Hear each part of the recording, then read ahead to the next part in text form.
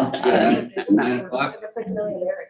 he doesn't show quick. I never see what he does, so but he knows what he's doing. Friday, have them. Except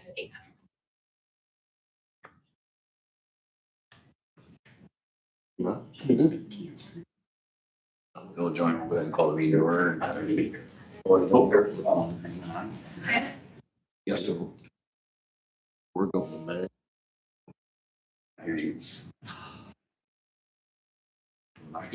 Can't get her fast. check right into this last week. Yeah. just switch on the speaker. Can you talk to us now? Mike. In there. Yeah, we had to switch. For you guys. There we go. Okay. Good to go? Yeah. Perfect, thank you. Okay. We have to see We have to be him. able to see him. We have to be able to see you, Eric. Are your cameras on? Slide your little bar if you hadn't done that yet. Yeah, your little bar at the top of the screen. Hey, I know now. The only reason I know is because I did it too. And it's so invisible. I mean, you don't even know it's there. Eric and I, did you find that little bar? You guys can't see me? No. The little bar on the top. I can here? see you, Eric. I could. Yeah, At the top of your screen. And the little bar. I can see me. The bar is definitely the right way. Share your camera then. Now it's off, now it's on. Share the camera. He's got to share camera. You share camera. What is happening? Hello. We can hear you, Renee. We just can't see you, honey. I can see me and I can see Eric. Yes, I can see everybody. I could see Brett. He's gone now, but I could see him earlier. Brett's on. Oh, Oh, now Eric's gone and Brett's back. And Brett's fine. I don't know. Go up to your cameras and look, see if there's something in there. Is there only so many allowed? No, should. Yeah, it seems like camera would be about our camera, not about theirs. Yeah. Nikki? I can't read from that front. There should be a shared. It's an equal box. So. Oh. Share button.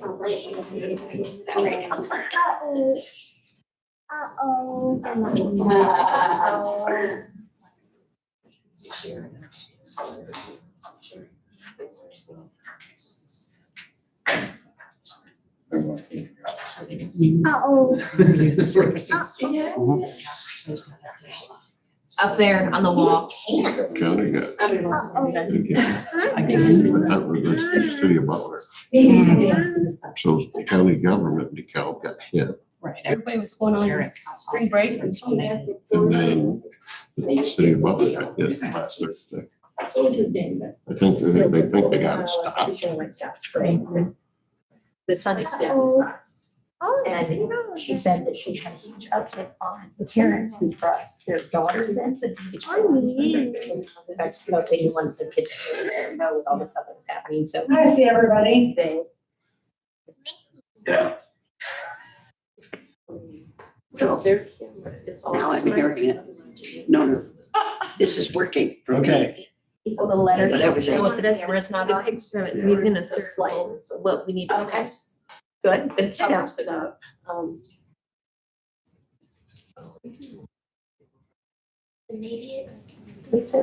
Doing things, I was gonna get about like recreating videos and stuff. Well, I can eventually. I'm gonna tomorrow. And then you can save it. Glitches. Yeah. That's fine, I don't know. It's just. Okay, I try to keep it out. I thank you, I really do. And then it did work out. So. Meetings presenting, right? It says highlight this video for everyone in the meeting.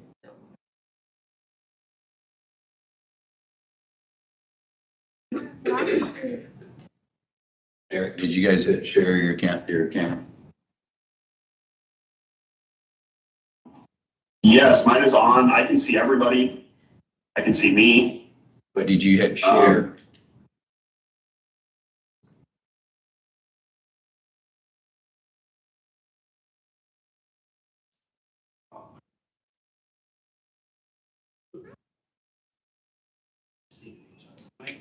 It is on. It is shared. It's lovely, little voices. Don't feel bad at all. We love little voices. I don't.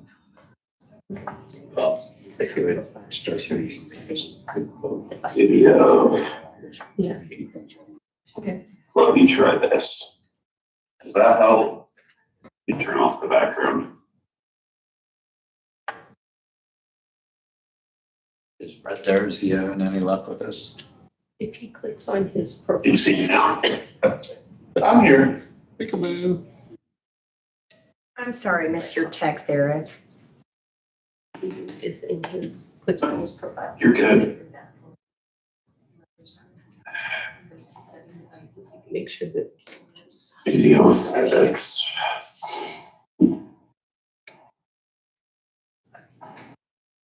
I don't think it's.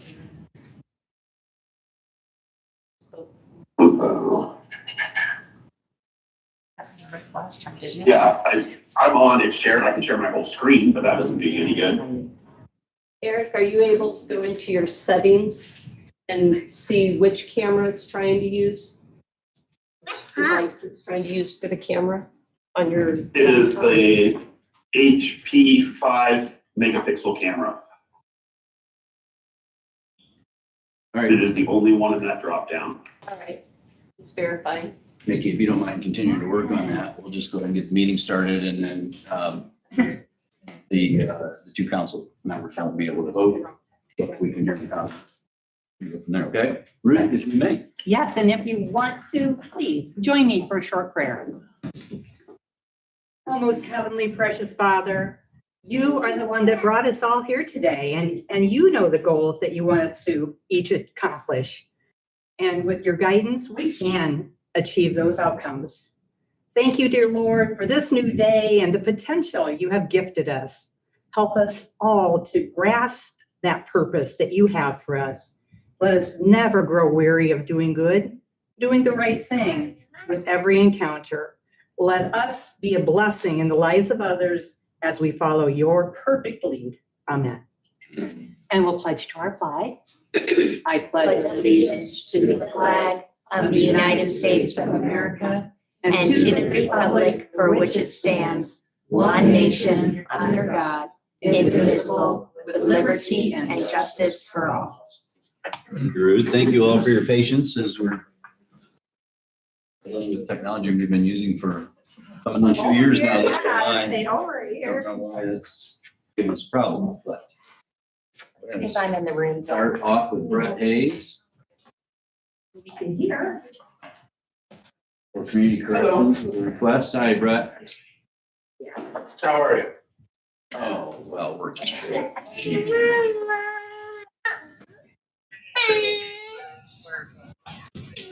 you hear me? We can. Go ahead. Okay, great. All right, so I'm asking for an additional appropriation in the part-time line item and then the FICA line item to be able to hire a part-time administrative assistant.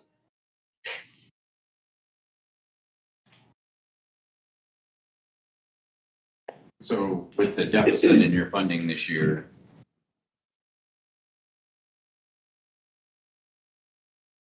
do you feel this can be afforded? I'm sorry, you were cutting in and out. You have a funding deficit this year, correct? We had a funding deficit last year. This year, we are, I don't know, over $200,000 in our cash project income fund, which is where this would come out of. We are consistently generating more funds than we are spending.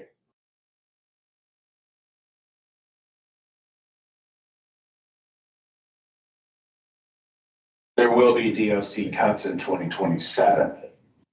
We don't know how much though. How many hours a week is this position? This is a part-time position. It's budgeted for 28 hours a week. So am I to understand, Brett, I'm so sorry, I just want to understand, 1122, your project income, that is all based on your fees that are received from users? Correct.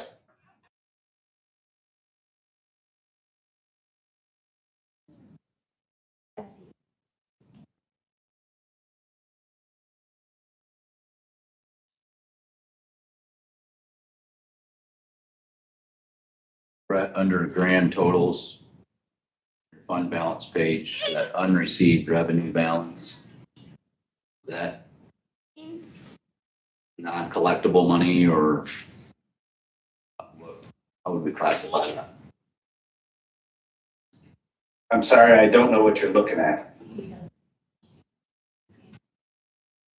It's an auditor sheet. It says you have unreceived revenue balance of $151,000 and change. Show your unexpended balance, which gets you to your cash balance of $208,378. Okay. Is the unreceived revenue balance a negative number there when it's called unreceived? Is that uncollectible? Is it receivable that's just hanging out there that will be collected? Honestly, I've never seen that before. I don't know what that is. Yeah, sorry you don't have that. We can show it to you later, whenever you want. Okay.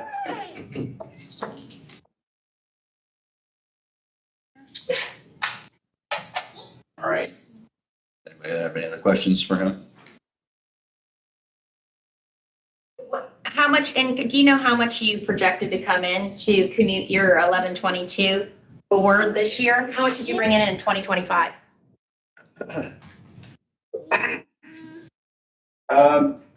2025, I want to say that we brought in around 800,000. And this year, we've got a lot more people on the program this year than we did last year. Last year, around middle of August, we averaged 87 people. I don't know that we've ever gone down to 87 this year. So, yeah, we've got a lot more people on the program. There's a lot more people that are paying on the program. So it could be around 900,000. I was gonna say, when you take, it looks like it's about up at least 10 grand a month if you look at the first 3 months of this year. I mean, that's compared to if you took in 800 last year. Mm-hmm. It's 100% supported out of this. There isn't anything that we're not seeing that's coming out of a commissioner's budget to support it or anything else, right? No. Because it's the taxes, the completely insurance, project income. everything is coming out of here. Sorry, I have to ask that because I've learned over time it doesn't always show here. Yeah, it's completely project income.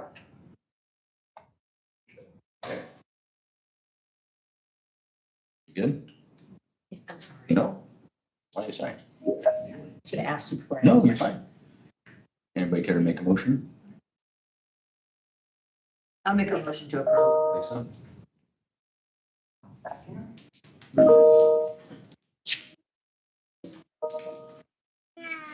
We all just got an email. Any other comments or questions? Those remote, any other comments? All good? Nope.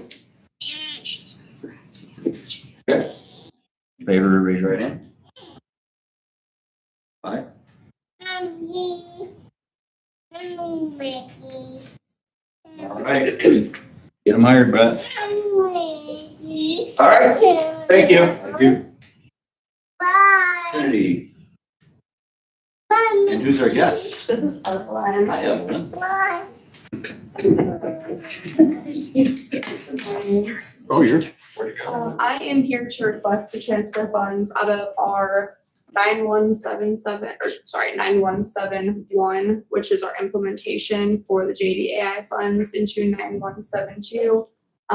We had extra funds in our food, and our contracts and services lines, and we're looking to move that for expanding our mentorship program.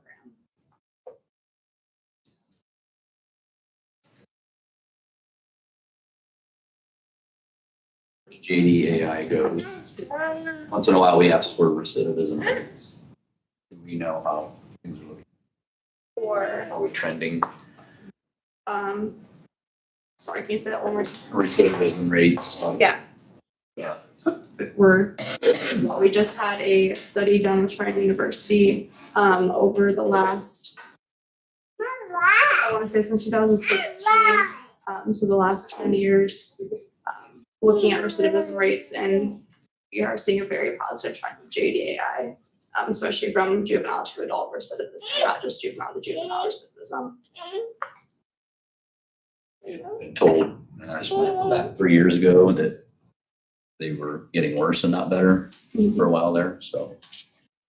I can look at that more, and I can bring you guys more up-to-date statistics, but from looking before JDAI, pre-JDAI to now, recidivism, both juvenile and adult, has improved pretty drastically since introducing JDAI to our county.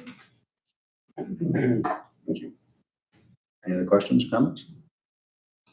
So is this something that's, I just want to understand, we're taking less from food and less from services so that you can put into mentors?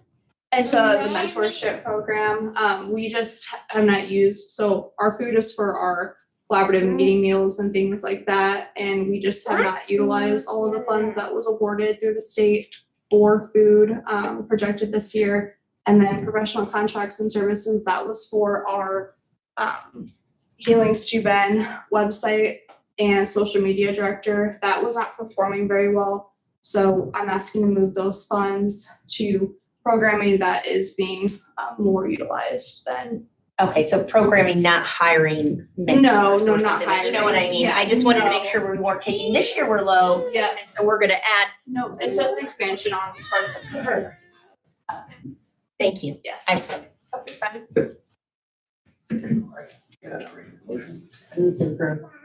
I'll second that. Any other comments or questions? None, all those in favor, raise your right hand. Thank you. Thank you. Evelyn, I like your sandals. Well, we've got that funds transfer request also. Yes. Yeah. Yeah. We do. You went. Sorry, They're just a little bit longer. Sorry. You're fine. I don't have that one right in front of me.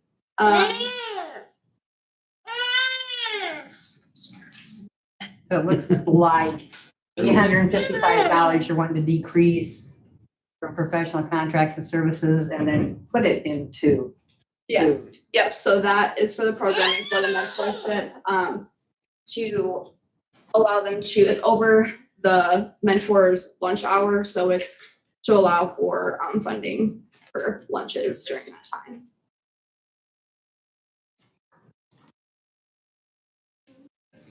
You were asking about, you couldn't see a difference in the two agendas. That number they put in as one, caught that. You didn't. I was like, I couldn't find the difference between the two agendas. Remember I that? corrected it. Yeah. Okay, so we need a motion on that as well. I'll look to approve. Bill? Can I ask why we decreased the food to just then turn around and increase the food instead of leaving? Yeah, so the way that the state, the way that the funds work, when it is a collaborative meeting, it's a little bit different than programming. So when it's food for programming, it has to stay within what our 9172, what they call the programming budget.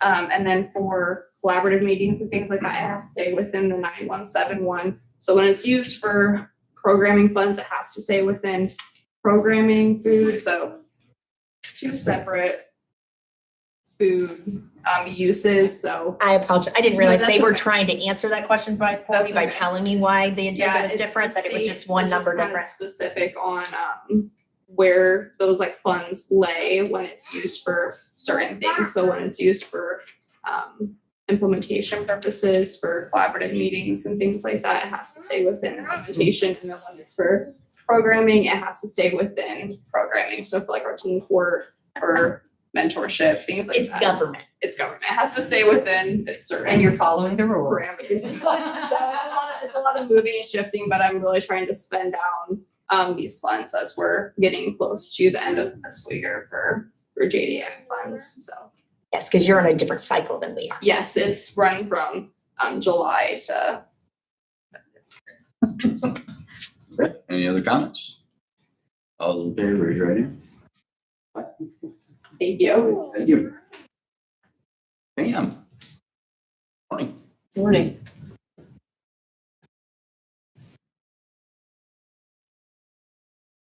So my first request is to have $39,000 appropriated. That's money to pay for public defenders and additional hearings. That's different money than we received in the past. I didn't even ask for this. The Supreme Court just gave it to us because we had a budget cut elsewhere. And money's already there. I'm gonna say no. It's on suspended. In an appropriate way. Yes. Give me 10 minutes.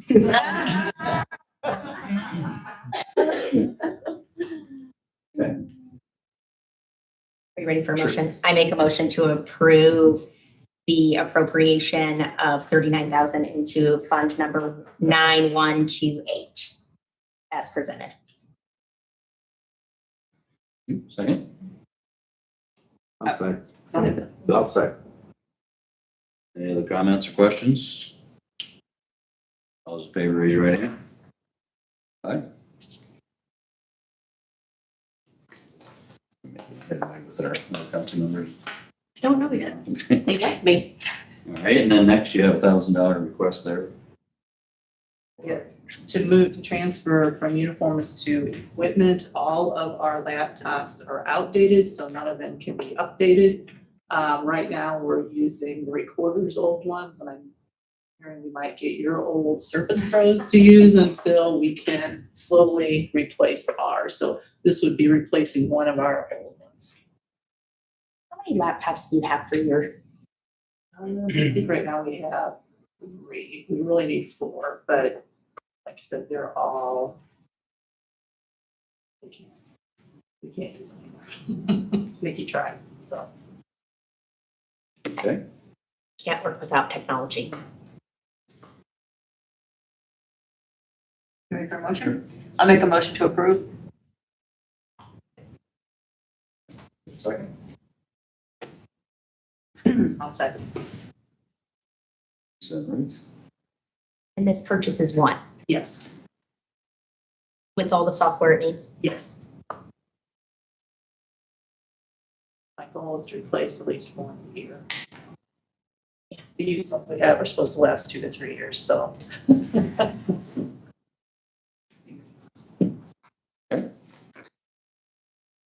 All those in favor, raise your right hand. Aye. Thank you. Thank you. Have a good day.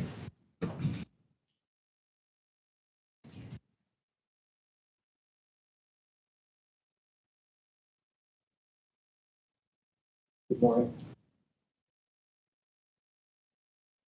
How you doing, Foy? Hey, good morning. What can we do for you this morning? So talking about the supplemental public defender fund, specifically on that, the idea behind the supplemental public defender fund is to use it for unique expenses that aren't ongoing or recurring. One of the issues that became apparent when I started in the chief position is that specifically within the misdemeanor attorneys that handle misdemeanor cases. We've had a cycle where due to the volume of misdemeanors that are filed, attorneys get maxed out on the numbers, and we have to take them out of the rotation. Another person gets into the rotation, that person gets rid.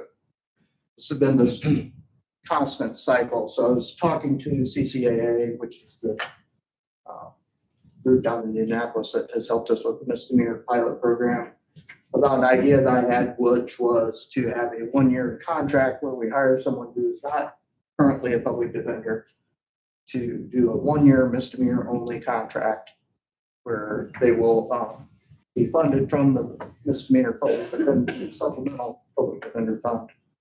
Not asking for additional funds from a budget. That's the idea behind this. And in the end, the goal is to have a steady flow of cases assigned to each misdemeanor public defender rather than sprint, stop, sprint, stop, sprint, stop. So that's the goal behind this idea. The FICA number is included in that also. I do have somebody in mind that we plan to offer the contract to, that's excited about part of it. His name is Nicholas Speed. It's on here soon. The second request that I have is to move money from the Pauper Council line item to 2 new contracts that I want to do. Essentially, the way Pauper Council gets paid is attorneys submit hourly requests to the public defender's office to get paid. We want to switch that from doing hourly, where we don't know how much it's going to cost, to a contract basis. We have 2 contracts set up. You might be popular. I might be. Sorry about that. We have 2 contracts to put in place. There are additional contracts once we get fully organized, but these are 2 of the contracts that I had planned on doing to give us just a set. This is what it's going to cost each year. It is within the budget. So we're not asking for additional appropriations. We're just asking to move money from one location to another. Question on the first one, would qualify under the 40% reimbursable then? Yes, it will.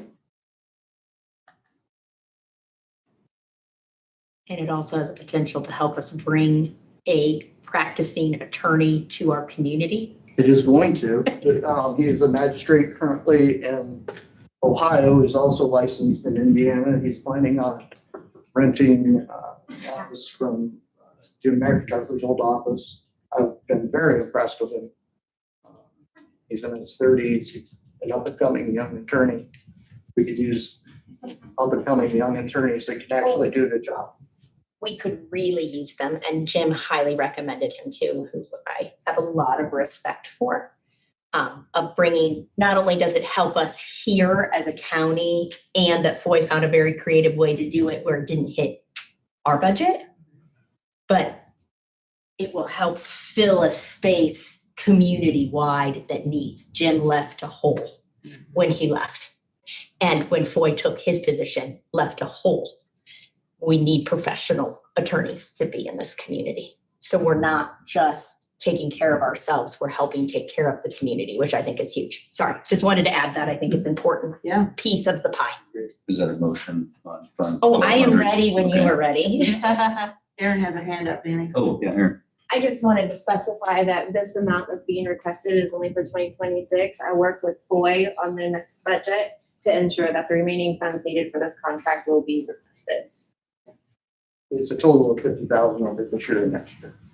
But this fund can support it. Yes. And it has all been pre-approved with CCAA. They understand the idea behind it and they're okay. You allowed me to shoot all my questions to you for an hour about it, so. Are we ready? Yep. I make a motion to approve the additional appropriation inside the supplemental public defender fund of $31,200. And I include in my motion the inter-fund transfer request out of fund 1,000.30083, the Pauper Council, to fund the 2 new contracts.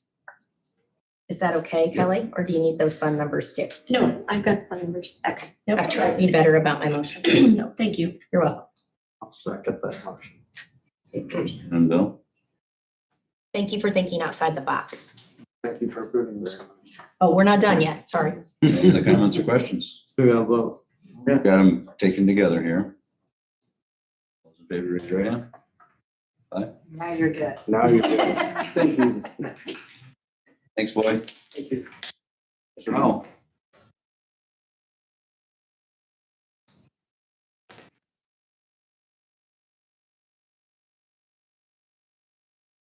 Thanks for sharing the report with us. You are very welcome.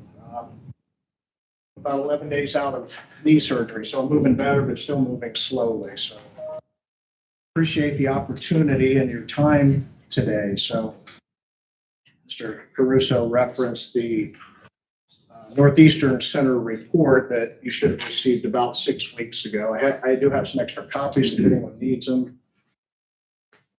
But I just wanted to share a little bit of those results, and I think it's always important to start. I'm Steve Howell, I'm the director of Northeastern Center, and we've been around, next year will be 50 years of existence, being the community mental health center for not only Steuben, but also LaGrange, DeKalb, and Noble counties. We are one of 24 community mental health centers, or CMHCs, that serve the 92 counties in Indiana.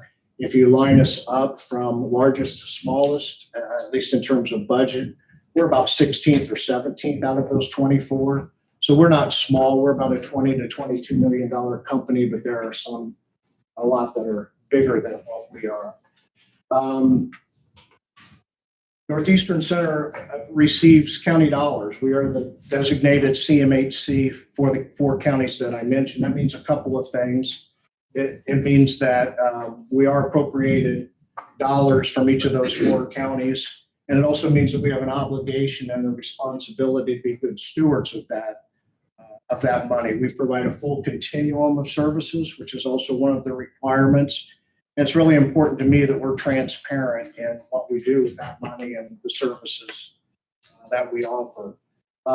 We are primarily in the behavioral health space. We do some education and some intervention, but primarily we treat individuals who have behavioral health problems, which could be anything from a severe and persistent mental illness to somebody who's having situational problems, maybe going through a divorce or anger management, substance abuse, children, adults. We serve everyone, and we serve about 5,000 individuals a year. Our mission at Northeastern Center remains that we help individuals achieve emotional and mental wholeness through accessible, affordable, and quality behavioral health services. We really emphasize the accessibility piece and the affordability piece. A few highlights from the report. We start out by saying who is on our board. We have a 13-member board that reflects our 4 counties. Ruth Beer is one of our fine board of directors.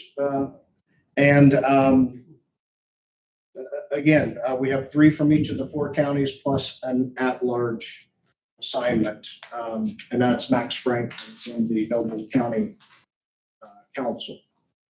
Page 2 of the report identifies several of our community partnerships.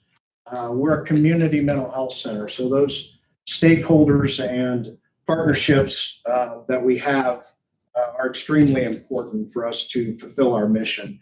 I mentioned earlier we provide a continuum of services. What that means is we have 5 outpatient clinics, we have 4 group homes, we have a clubhouse, we have a hospital, we have specific child and adolescent services. There's been a lot of emphasis lately on crisis services as we move to a new model in behavioral health called a CCBHC. I'm not going to get into too much detail with that, but it really emphasizes access, concepts like no wrong door, and no one gets turned away. So I'll get into just a little bit more detail about our crisis services in just a moment. We employ approximately 200 individuals. About 60 to 70% of those staff are clinical staff, psychiatrists, nurses, counselors, case managers, and then 30 to 40% are support staff. Specific to Steuben County, that's mentioned on page 3 of the report, we served 1,073 individuals in fiscal year 25. We run on a fiscal year of July 1st through June 30th. 1,073 of which 162 of those were youth. There are some services we provide, such as transportation and some school-based services that are not counted in those numbers, so it's actually a little bit higher. The report also goes into some detail about diagnoses of problems that we're seeing from our clients, referral sources, and so on. From a financial standpoint, behavioral health treatment and community mental health center funding is more challenging each year. We have a lot of folks that we serve who rely on Medicaid and SNAP, and there's a lot of folks that are falling off of those entitlements, and there's going to be more to come with more stringent requirements going into effect in January of 2027.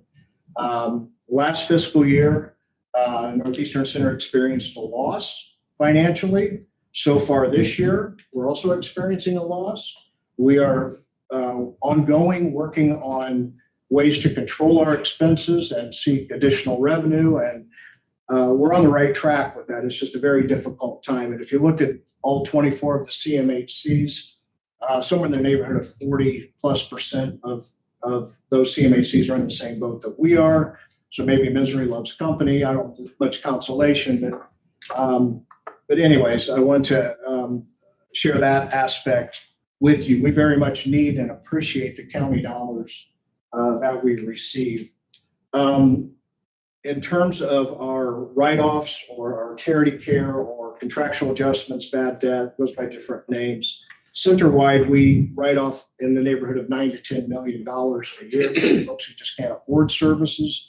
We operate on a sliding fee scale. Specific to Steuben County, our total write-offs were $1.9 million last year. So that's our financial snapshot.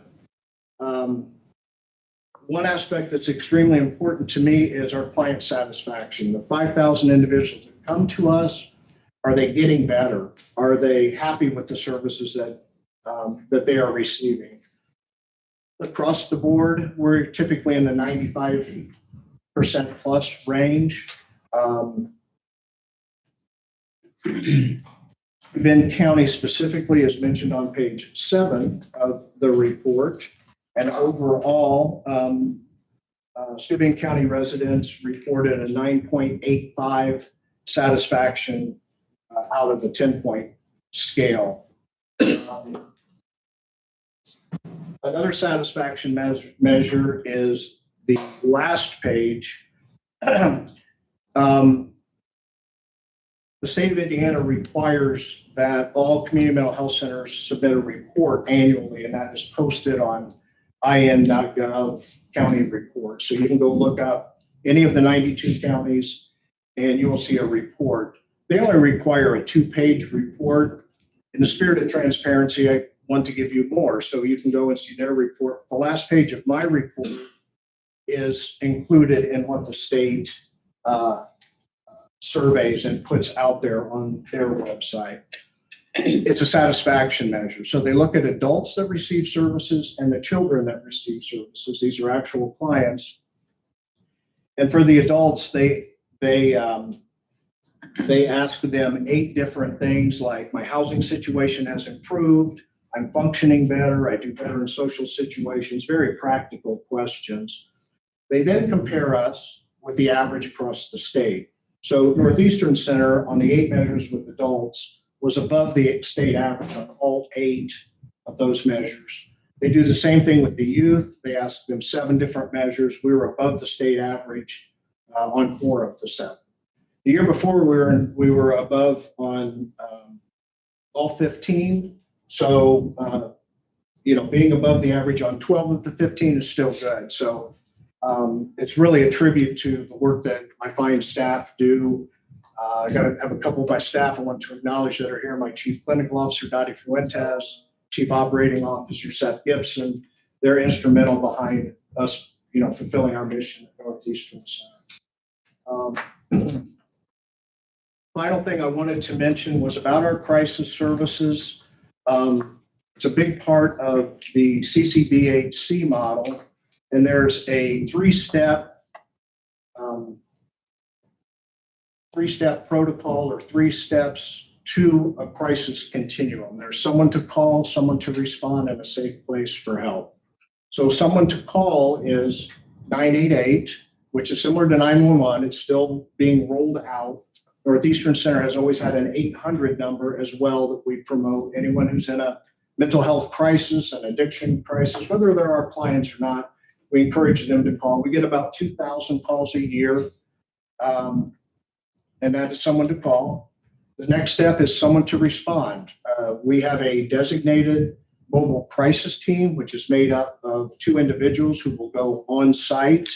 We were the 12th or 13th in the state to be a designated mobile crisis team. There's now in the neighborhood of 20, 22. And the third step is a safe place for help.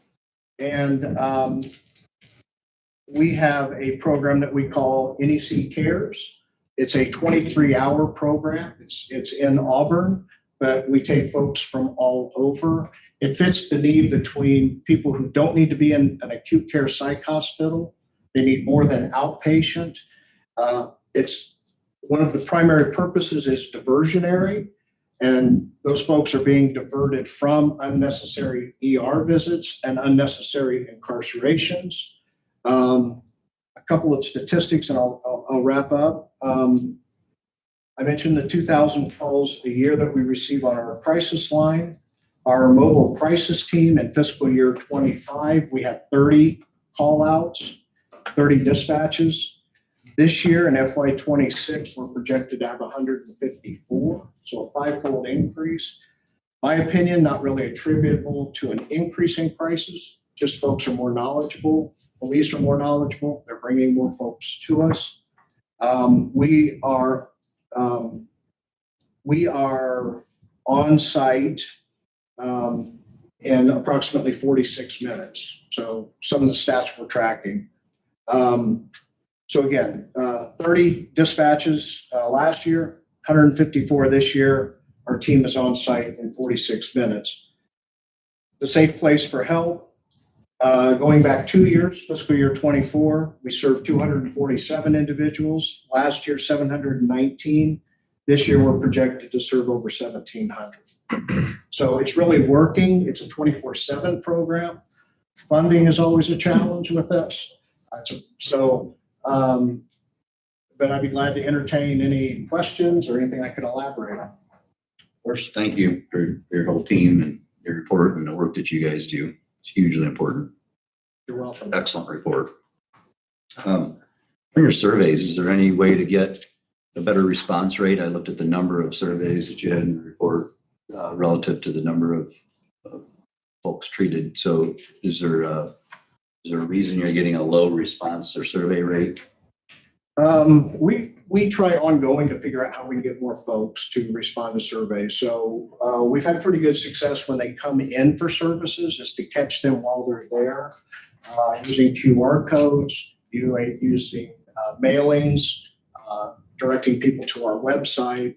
So we kind of try all those things. I don't know exactly what our response rate was in the survey, but we look ongoing about, we do want more people to respond and tell us.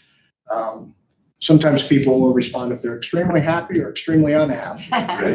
Well, Mike, it's a 2-part question. I didn't preclude it with that, but are your reimbursement rates on Medicare, are they tied to survey responses, kind of like a Press-Ganey at the hospital and things like that? Yeah, they are not now. They're at our inpatient hospital. There are some measures that are tied to some dollars, quality measures, value-based care is one term that you will hear. So we want to make sure that we keep readmissions to our hospital down. We want to make sure that people, when they leave the hospital, they're following up within 7 days. They're seeing a prescriber if that's appropriate within 30 days. So the managed care entities with Medicaid tie some dollars to that, but we're seeing more and more movement towards that value-based care, but not a lot of it is tied to it now. We do have performance measures with the state of Indiana, but they're more quantitative than they are qualitative. Thank you. Yeah. So I know that CMHCs have been a talk of legislation the last few years by sitting with the AIC. They come up a lot. So 30% of how many people do you have that work for Northeast and your centers? How many total employees you have? You gave us the percentages that 70% is clinical and 30% is support staff. How many people do you actually employ? We employ approximately 200 individuals. 200 individuals? Yeah. And then when you put support staff, is that also your leadership? Yes. So 60 to 70% are that direct care staff, people that actually do the heavy lifting, if you will. They're the ones that are in the homes, at the hospital. There are nurses, our psychiatrists, our counselors, our case managers. And then you have the rest of us who are, the billing people, our marketing people, HR, our administrative, our folks who answer the phone and do the scheduling, our maintenance team. How large is your administrative team, your high end, your leadership? We have 6 individuals on senior management team. So myself, 2 others, and then HR and marketing and fiscal. So 6 out of 200. Yeah, we feel like it's pretty slim. But it is that has been part of that conversation, right? At the legislative level, is that some CMHCs are not transparent with what their leadership is and how many there are or how much they're making, how much is actually going into. So that's why I was just curious your numbers. You answered it. Just like anything else, I think there's been 1 or 2 bad players, for lack of a better term, people who take advantage of the system, and Northeastern Center's not one of those. If that were the case, I wouldn't work there. I've been here 33 years. I love the work that we do. The residents of our 4 counties are wonderful people, and so on and so forth. But that number is very good. I was just trying to get a picture. No, you're fine. Yeah, absolutely. So, but part of that legislation was out of concern of people taking potentially advantage of the system, which is part of the reason you see some CMHCs going outside of their catchment area, is because not necessarily that they care about the residents of those other counties, and this is just my opinion, but they cherry pick profitable services. It's interesting that there are those that play very well. We use the word sandbox a lot. There's those that play very well in the sandbox and care and do what they're supposed to. And there are those that in every type of anything take advantage and try, that's why we're told that SEA 1 happened. It wasn't about county councils. We got punished because we were in the room with bad players. So I get that. I just was curious about your numbers and you answered me perfectly. Thank you again very much. You're very welcome. I will leave you with this 1-pager that we have put together that kind of summarizes our services. And if you brought your whole report printed, you said you had extra, I'll take one because I like paper and I have printed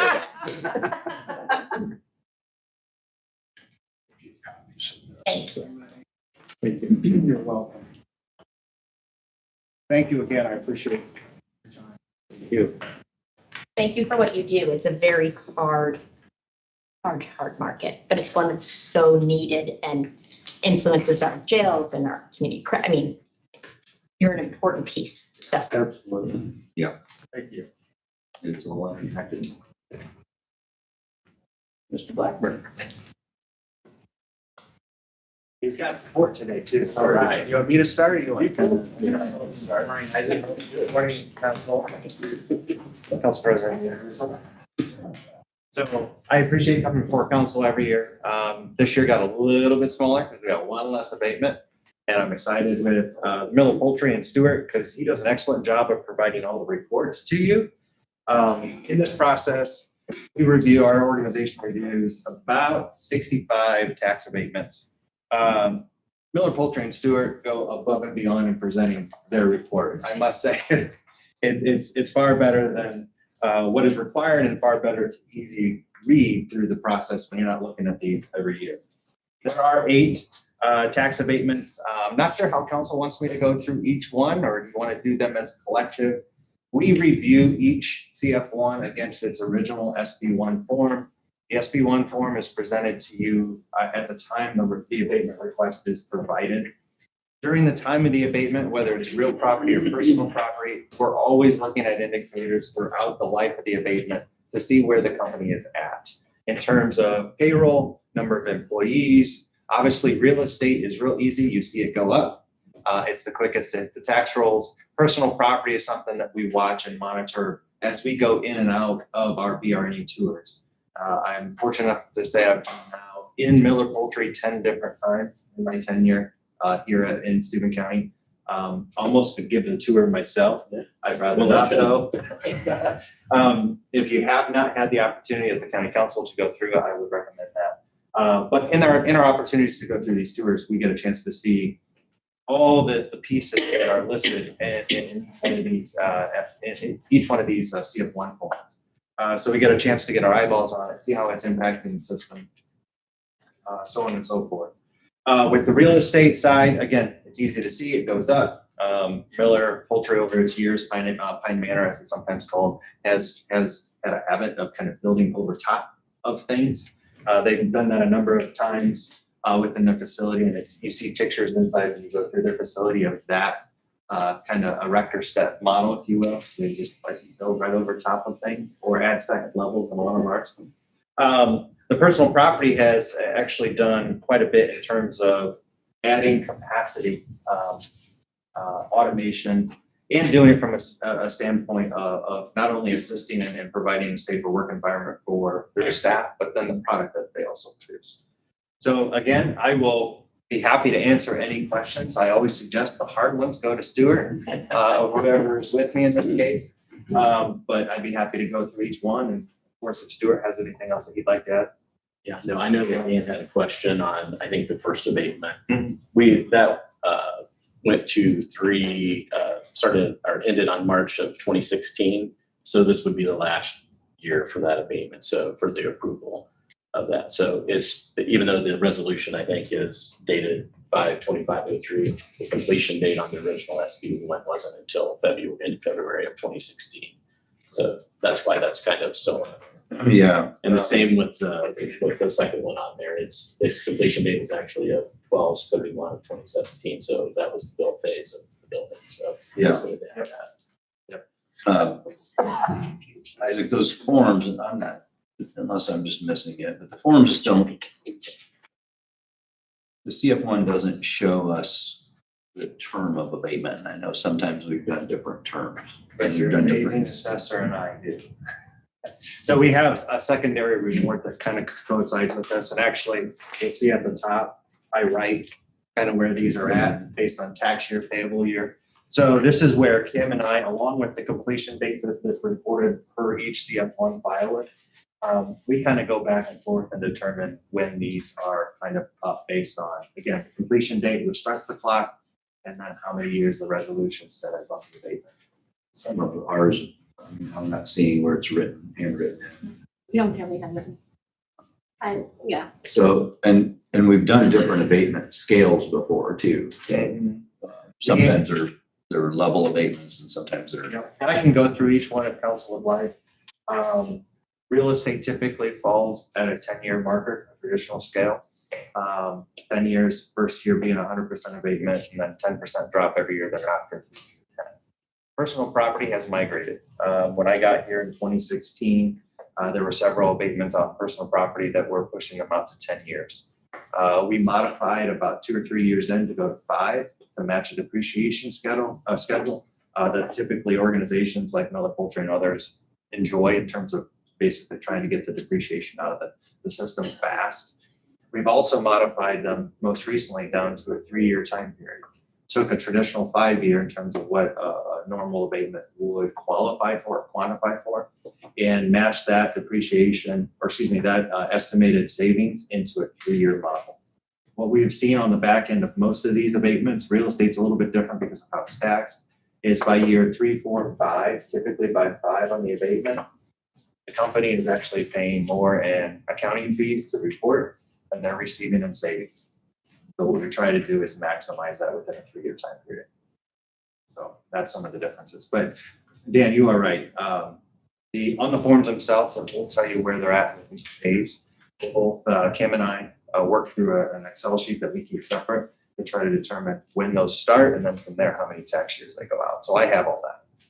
You know, we're after a motion for evidence of substantial compliance, and when you look at number of employees and salaries and so forth, I mean, this company is just absolutely crushing it out of the park for our requirements to be abated. But I think it would be very helpful for us on council to also track that spreadsheet, because within this company, those abatements were sort of stacked isn't the right word, but as you said, kind of building over current abated projects. It would just help for clarity, keeping track of that, because there's so much going on there. Next year I can integrate that in here. I'll work with Isaac. That'd be great. That way it's all in one. That's just a personal request for me to keep track of these. Most of these I remember doing, you know, like, yeah, I mean, it's easier for me to probably keep track of it than newer council members, and it would be nice for them to know. Yeah, another thing I'm working with Kim on the background is we now have the ability for the software that we implemented this year called EDOIQ to actually track the tax savings over the life of the abatement. So if we do an estimate of the tax savings and say it's $100,000 over a 5-year period, we are now watching and monitoring over the life of that abatement, the actual savings that is reported and that Kim, our assessor, applies to each one. So we're gonna get to see how good our math is. We'd like to see that too.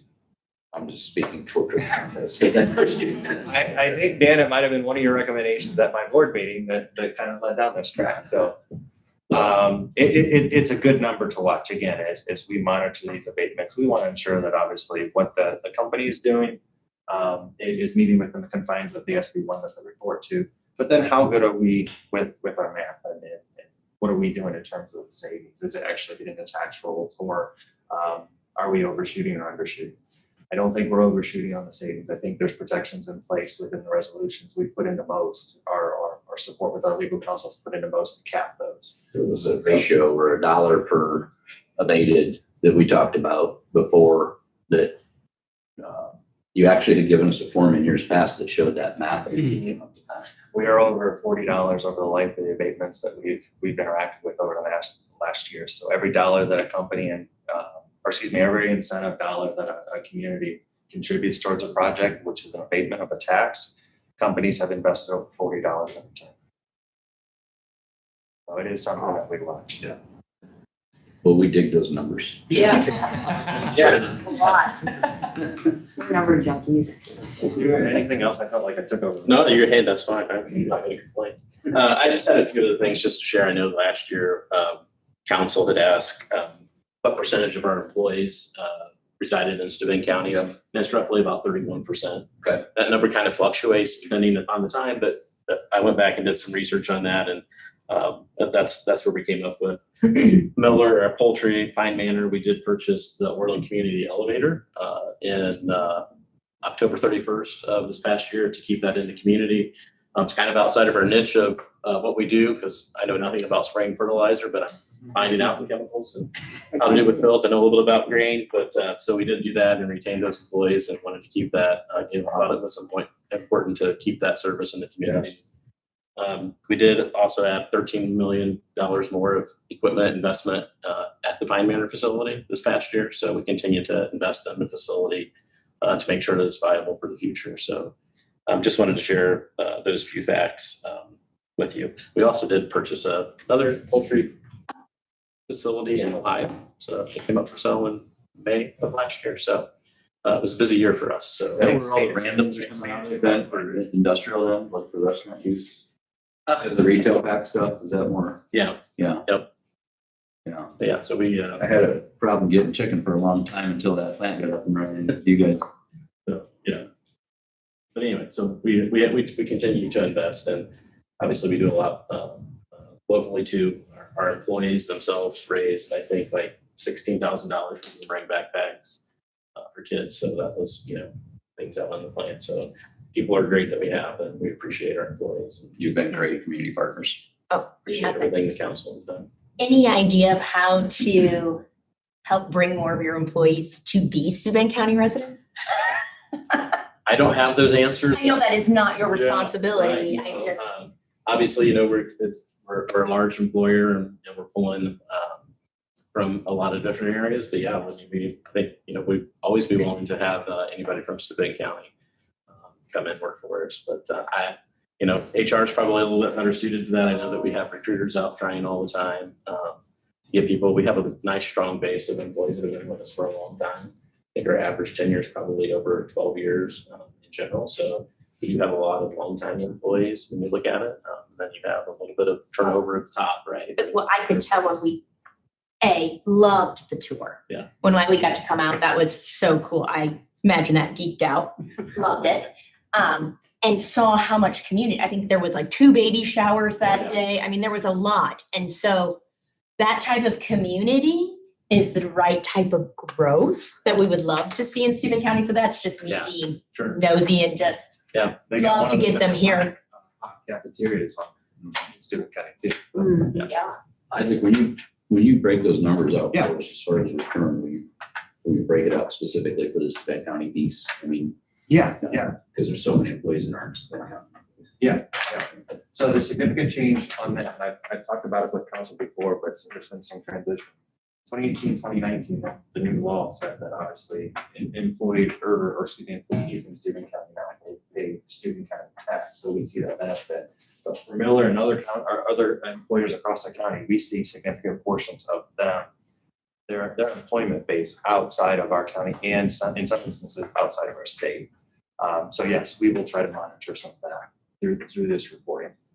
So local income tax, you do not have to be a Steuben County resident in order to pay our local income tax rate.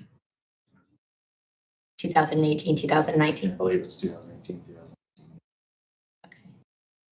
Okay. Sorry, that's what directly affects us. Sure, it does. Any other questions? Thank you again. Yep, thank you. I accept a motion. I'll make that motion. We're looking for a motion worded that we find Pine Valley Manor in substantial compliance for all their abatements. Pine Manor Incorporated, sorry. I wish everybody that we looked at had numbers that beat their numbers.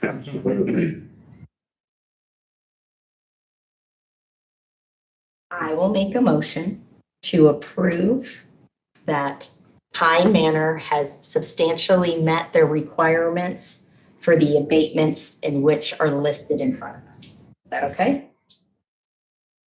Yep. You need any more meat in there? No, I think we're good. I'll second that. Okay. Much better wording than I am. Mention to approve all 8 submitted. Oh, I will amend my motion to include all 8 presented on page 19 of our packet.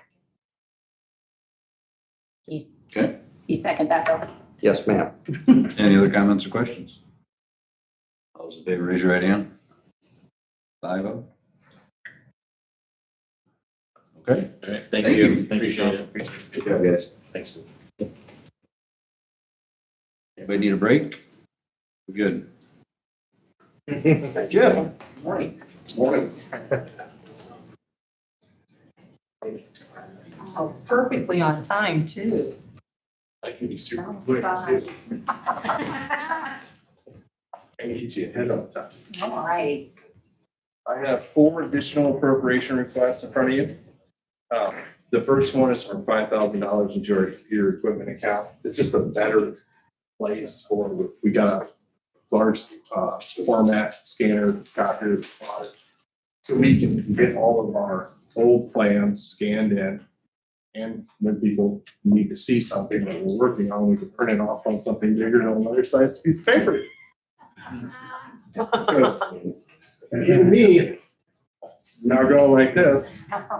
So, that's just, we have the funding, and it's just a better line item for it. The next two have to do with, parts for maintenance of our fleet and outside repairs. We had a large number of transmission issues this past winter and a couple of big repairs. So that really tapped our garage supplies where we buy parts from, and our vehicle repair and maintenance accounts where we send the equipment out for repairs. So we're asking for $50,000 into both of those accounts. And the last one is $78,532.39. And that is solely for receipts from other departments for fuel that we've already purchased and supplied them. So am I thinking right with, are there any options other than 1176 for those first three requests? Just because 1176 is. 1176 is the account that is set aside for administration, maintenance, and operations. So that is the correct funds for those. Yeah, just hoping maybe those qualified under something that had more funds. That's kind of where it is. It's Department 533, that is fleet services, which is where the garage supplies and vehicle repairs are, which are the reason why it looks like that is because we had a large number of costly repairs this way. Yeah. And Department 530, that's administrative services. Things that run the department. Okay.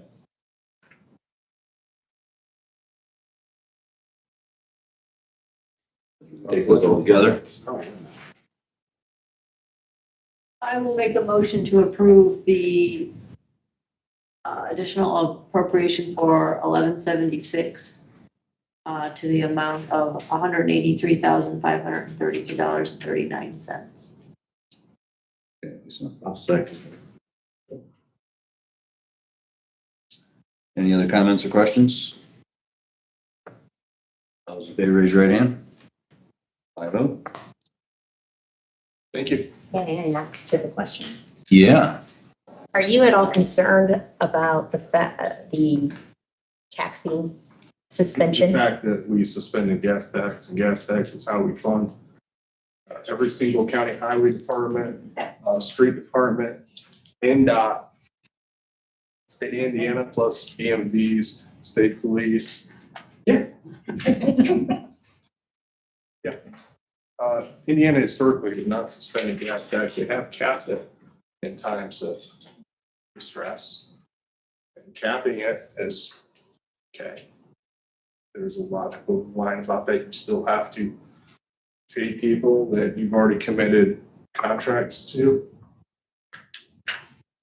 even though you decide to stop collecting the revenue to pay those contracts. Because my understanding is it'll affect community crossings the most when it comes to the county, No, it's going to affect all of it. NVH restricted, LRSA.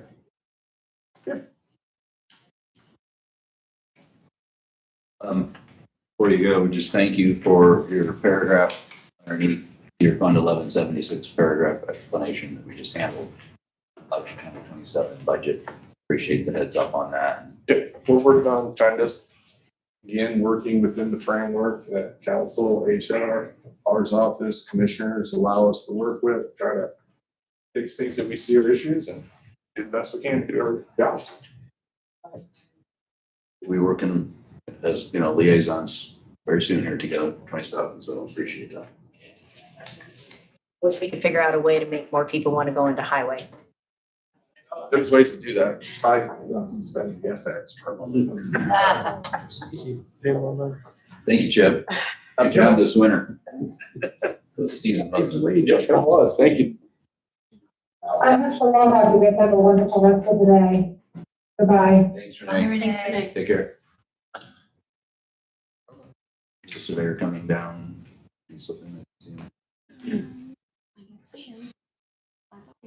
We are. Came up the stairs a little bit ago.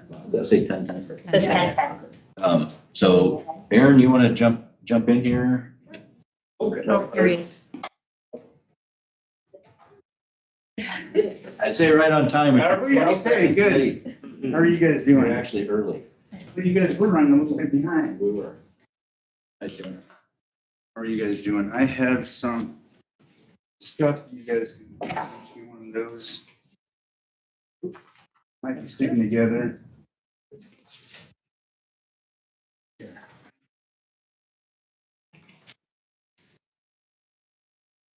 It's this one. This. All right, good morning, council. I'm gonna make this short and sweet here, so.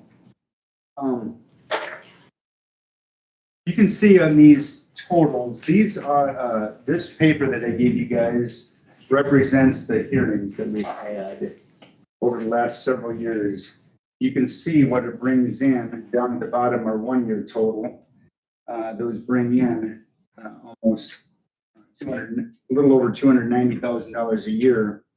And our 4-year total is now 1.17 in a 4-year total. So as you guys know, our office is a little bit unique in that we go out and we set the hearings, we generate the money from the 200 different watersheds. And then we bring that back. Lisa had a conversation with you saying, oh my goodness, that's a big increase. Most of these are done with a petition signed by one of the landowners, at least one. They go out and sign it. Not all of them are. Some of them are in dire need of getting done. You'll also notice on there too, some of them just says a 25% increase. At 25% increase, at any time we can go in a one time and we can raise that rate 25% without having a hearing.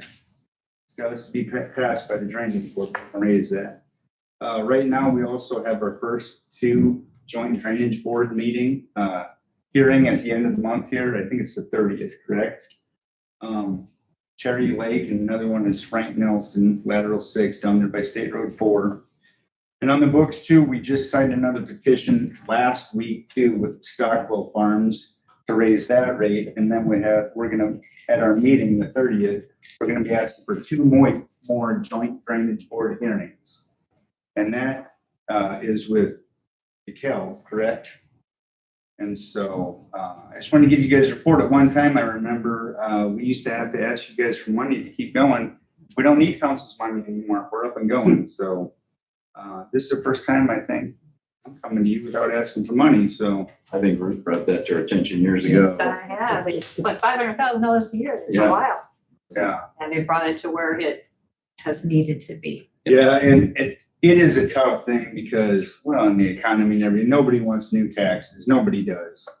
And I think I did it for at least 2 people that I see sitting on this board here that I had to raise the tax. You More know? than one on me, okay. Yeah. But it's a lot of work to do all those hearings, just, the mailings and the publishing and all the things that need to be, all the i's dotted, Yeah. the t's crossed to get to where it needs to be, and it's been done. So my next question is, obviously, we don't have a lot. Michelle's not here, but we got, Yes. oh, about off the top of your head, how much do we have in the general drainage fund now? After this interfund transfer, we will have about $440,000. Okay, That's available for us to use for maintenance work and reconstructions. so as that's coming in, I guess my question to you guys is too, I want to get aggressive in somehow, some way to invest our surplus if we can. Accrue interest.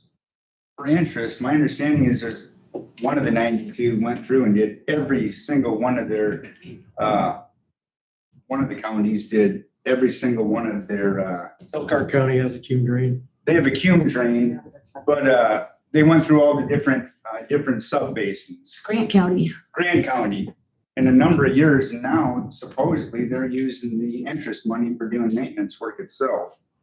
And after this 4 years now, after we go into a 4-year surplus, you guys, that we don't use it, that money cuts off. So it won't always be this 1 point, but we won't need the money coming in once everything's fixed in that area. Does that make any sense? Sort of, but isn't there a lot of work to be done There with the is. new projects that are Probably not in my happening? lifetime, you know, yeah. We got a ways to go. Right, there's a lot, there's a lot. My understanding is, I've started to hear since we're going out Wayne Street and down by Glendarren again. Yep. I understand that displaced a lot of water the first time, and there is a lot of concern about how we deal with that water as that all on the other side of the road now develops. And this spring rain is revealing all the issues. So I will tell you too, as far as that, all new developments now, we're going through a third party and we're review through an engineering firm. And we're making sure that all their water releases at the same, or actually a slower rate than it does now, through detention areas and through underground drainage infrastructure on that property before it releases into a county drain or ditch. I never had any idea how much water affected people until it doesn't treat them well. Right, yeah. Yeah. And then as far as the perpetuation fund, we're doing well there too. We're finding our corner section markers. Last year we asked for 35,000 and we had to ask for another $50,000 to keep those section corner markers found. This year, you guys approved, there's already $297,000 in the perpetuation fund. I was asking, I think some of that comes from the recorder's office. But again, we're finding them and we anticipate doing $85,000 worth of work on that too this year, or not to exceed rather. So go ahead.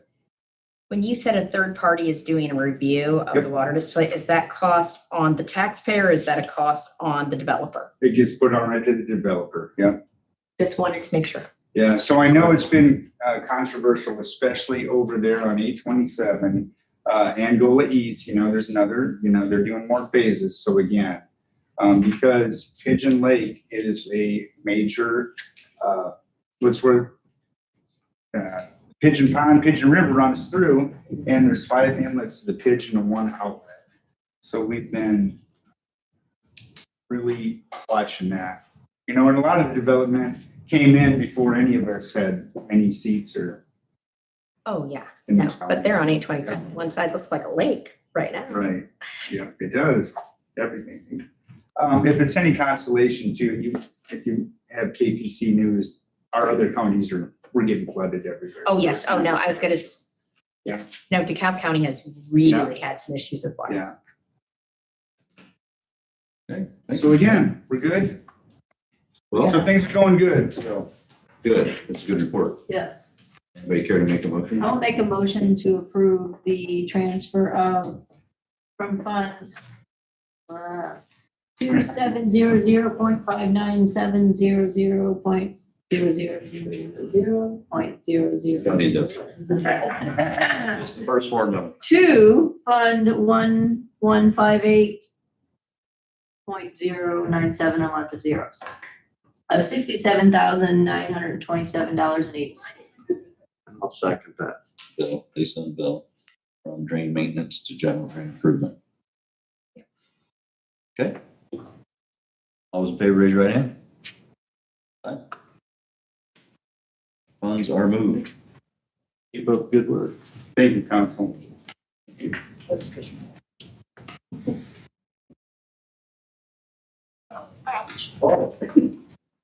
What, Sherry, my boss? All right. Well, I got your name on here, so. I didn't exactly tell you guys she was coming to. So, prior to knowing that the legislature moved things down the road another year regarding potential impact of the library's budgets becoming Oh, I'm sorry. It's itchy head. budget we adopt for them. I thought it would be good in front of our budget cycle to get some reports from the libraries, work in concert with them. Expectations, and then since then, this has all gotten moved down the road. A couple of budget years actually, it goes back now. But in having the fiscal responsibility to do that, I just thought it was important to start trending. Yeah. Financial statements and bring their story. So we're gonna give them a 5 minutes apiece here and get to know each other a little better, I guess. Yeah. Good morning. So my name is Sherry Ambrose. I'm the director at the Fremont Public Library. And with me, Paula Thomas, the bookkeeper and board treasurer of Fremont Library. And then Sonia Doris, the executive director at the Kentucky Public Library of Steuben County. And Sonia and I have worked together over the years. So we just thought we'd do a brief highlight of the two libraries for you. So I put that together in a brief packet. And most of that, I'm going to let you guys read for yourselves. It highlights some of what we do, our programming, our spaces, our services. I just want to highlight two slides on there in particular. One is our service areas. Fremont serves the townships of Fremont, Clear Lake, and Jamestown Township. So that's a population of about 7,000. We have 7 full-time staff and 9 part-time. And I have been the director there for 4 years and worked there for 26. Carnegie Public Library of Steuben County serves Pleasant and York Townships, population of around 15,000, 6 full-time staff and 8 part-time. And Sonia's been there for 29 years. Now, the residents of those townships, their property taxes go towards the library, so they use our resources without an additional fee. If anybody else in the state wants to purchase a membership, they can use our libraries as well, but that gives an additional purchase for them. I'm going to skip ahead towards the end. A lot of the materials of the programs are things that you might be familiar with libraries doing, but as we have grown, we function in different ways within our communities that people don't traditionally think of as a library. We are more than just books and checking out books, more than just checking out digital ebooks and audiobooks. We also function as a connecting space for our residents and patrons. We have programming for all ages. We have meeting spaces for different organizations. It allows people to come together in the community, and sometimes it's just getting an interaction with the person at the desk who's helping, giving them a recommendation on a book to review, just connecting, providing that interaction with another person. We oftentimes are the first place where people go to find resources in the social work area, whether it's through a nonprofit organization or a government association or even medical resources. That's where they go. We don't know who else to turn to. They'll come into the library.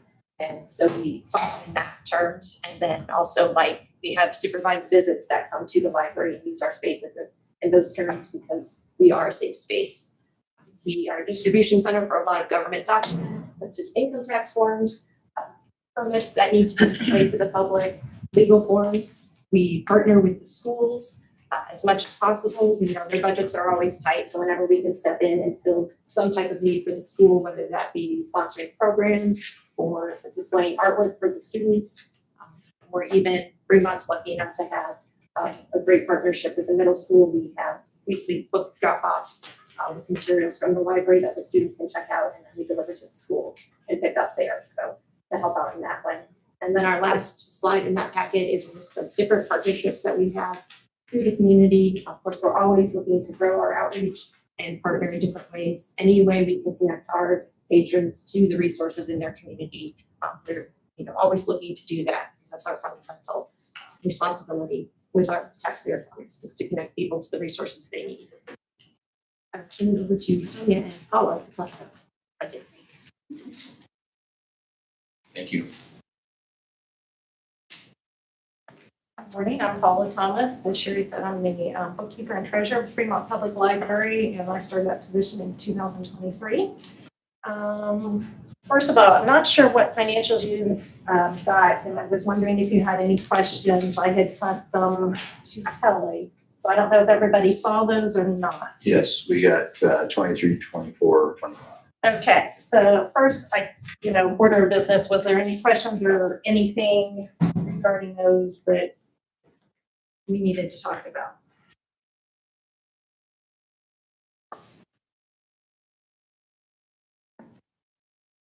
I don't want to speak for the rest of the council. I didn't get a chance to review these yet. Okay. Because since it wasn't for this year's tax year, I had many things I had to get to since you sent those.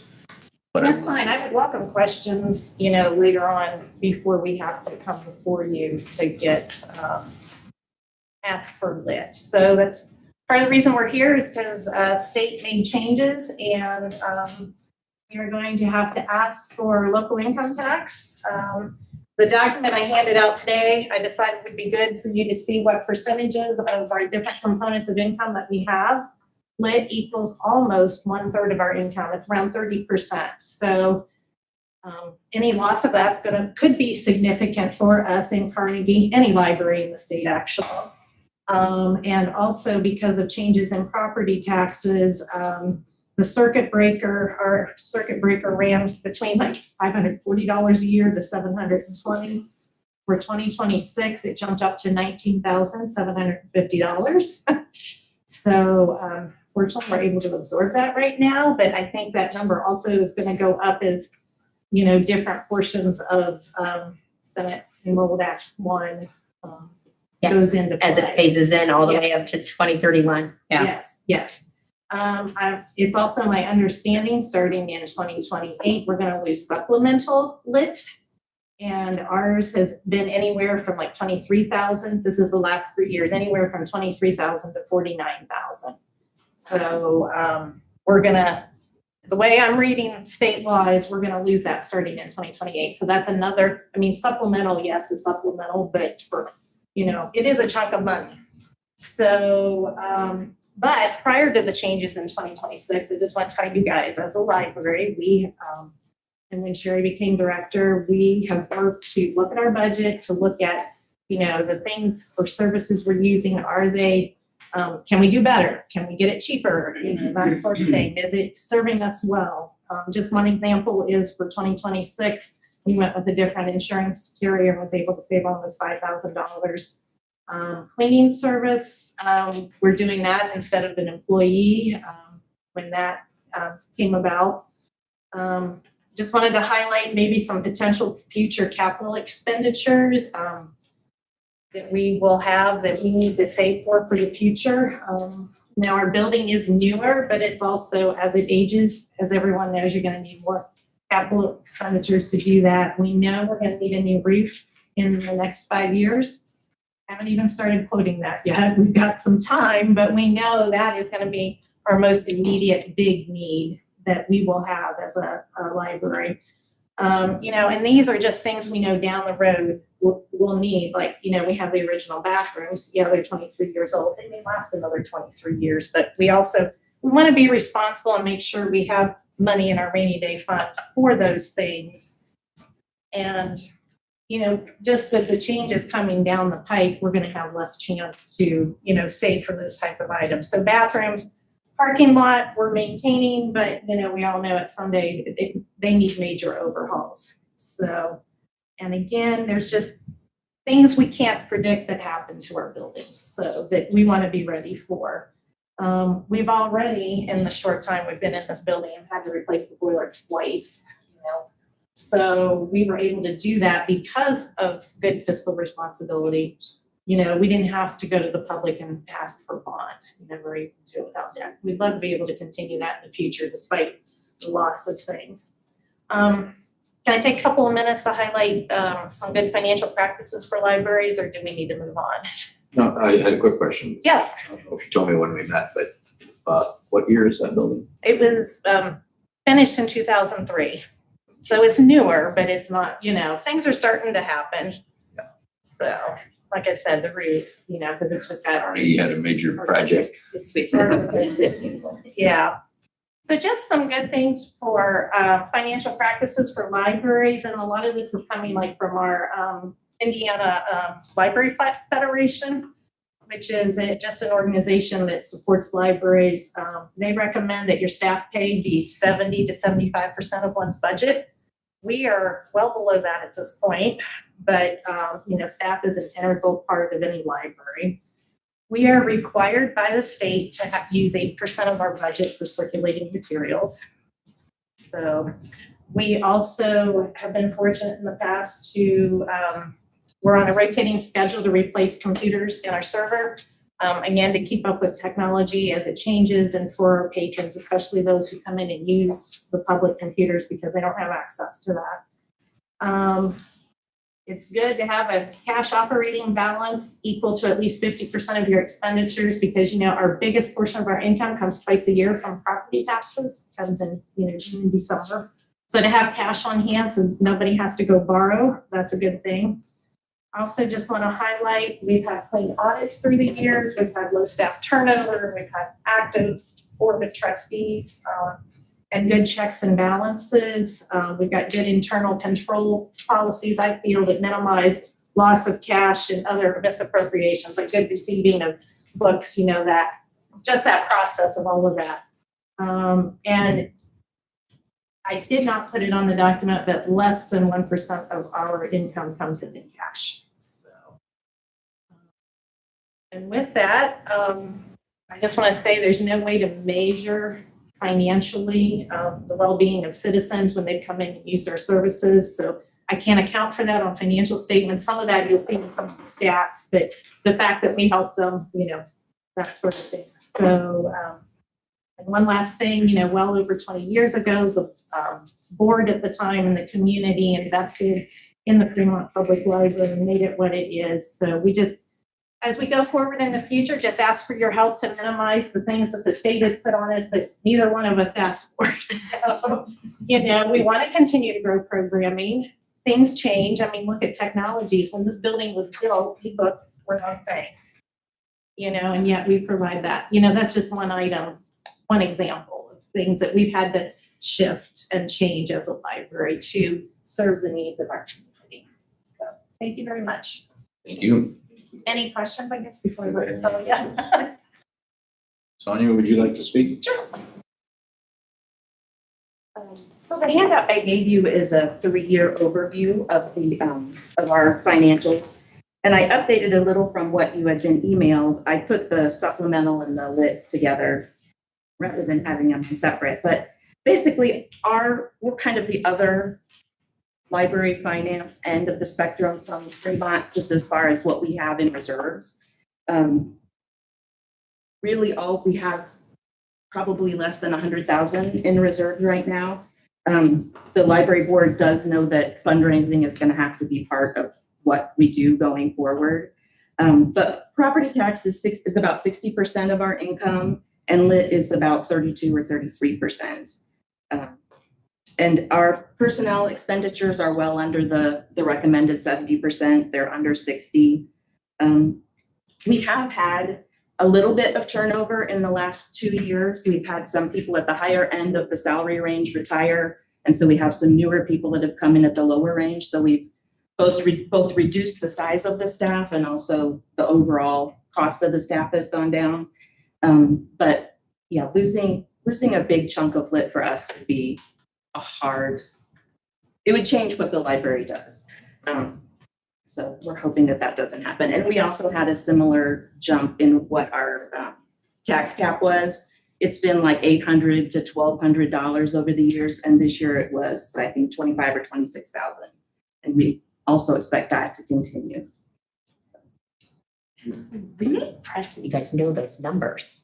Like, I spend a lot of time with spreadsheets. Well, it's just all those changes were coming down the pike and we, you know, how do you budget? You know, we're trying to figure out how do we budget what do we do to our boards? That hurt, I feel. We're all asking the same question. Yeah. Can I ask the big project last year, the roof, was that last year? No, the roof was whenever we did the addition, 2022. Okay. Yeah. But last year you did a couple of years ago, we did the chiller. So that we did have money in rainy day for that chiller because we knew it was on borrowed time. So that was 150,000 of what we had in reserve. Did you bond for the roof or was that? We bonded to finish the basement. When we built that addition, the basement was left unfinished. So during the pandemic, we finished the basement into meeting room space, put the metal roof on, and did some HVAC upgrades. Both of you have beautiful facilities. And we want to keep them that way. Okay. Any other questions? Appreciate the reports. Thank you, guys.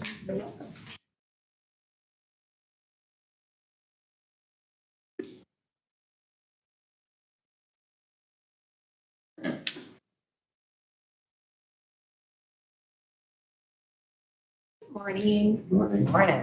In front of you today is a policy that was in front of you last month that passed on first reading, so we would give back to you for second and third. There's also another policy which we'll discuss. This is where I really wish we had all 7 council members. Because it was unanimous, which is what I think. But, if anybody want to revisit that, or you've seen it in your packet, you want to any comments before we make the motion?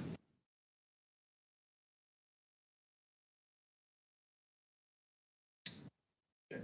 Somebody want to start the reading? I will make a motion for second and third reading on ordinance 1067. Thank you. Have a second? I will second.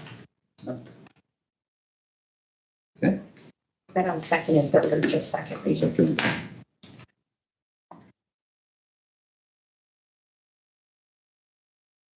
Okay. Any comments? Is there a reason why we couldn't do just the second reading and not do second and third, since everybody's not here and everybody should be here the next time?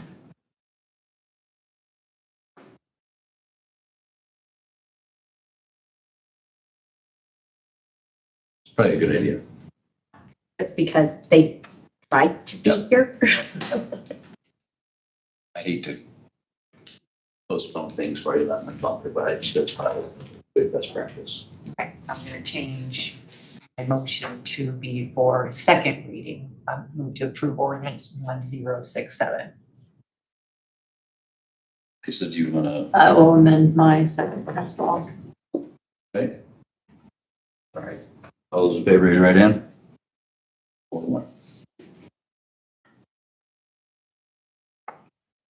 Next month's agenda, you got a note? Have a second.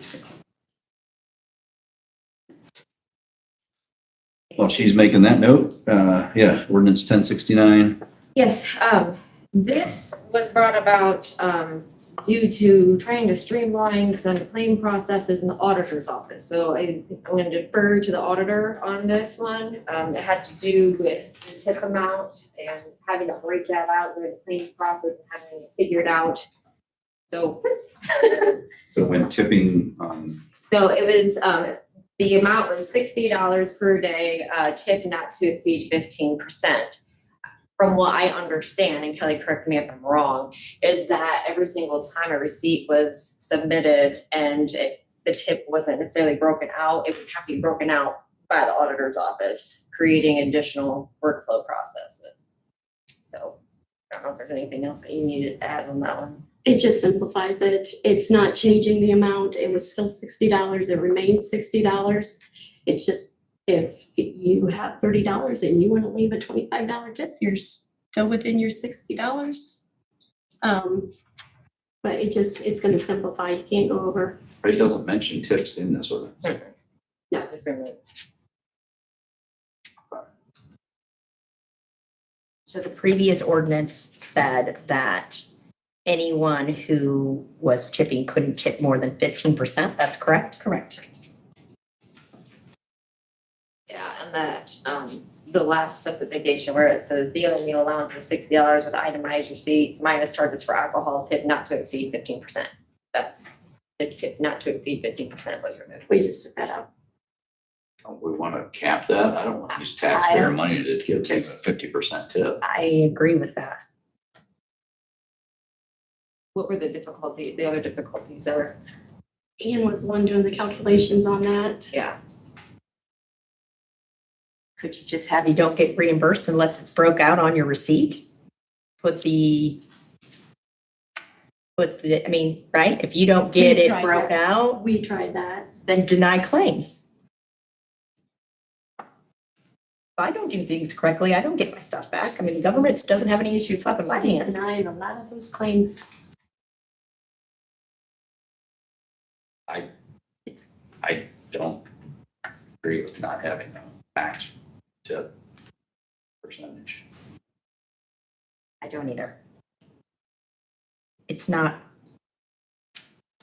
we're dealing with other people's money.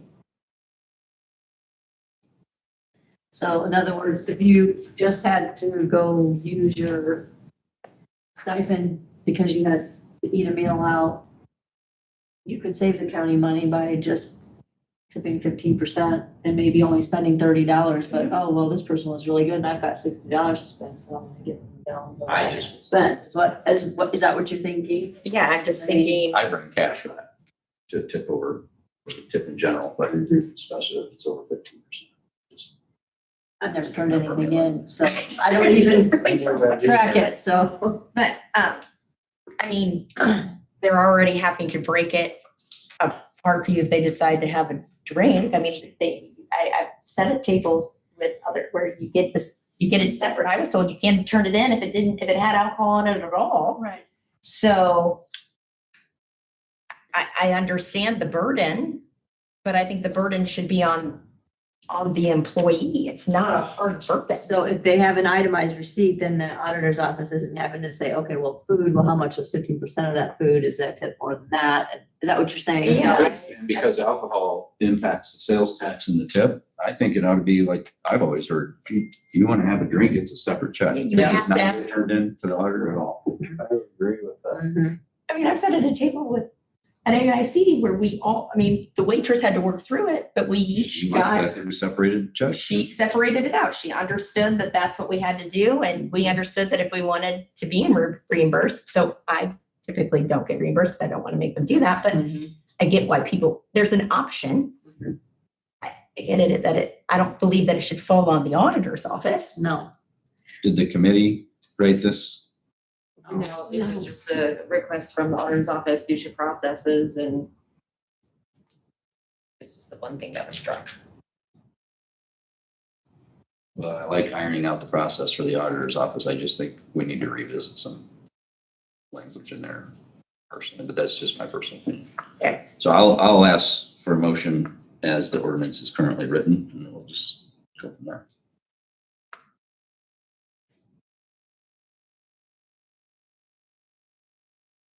Okay.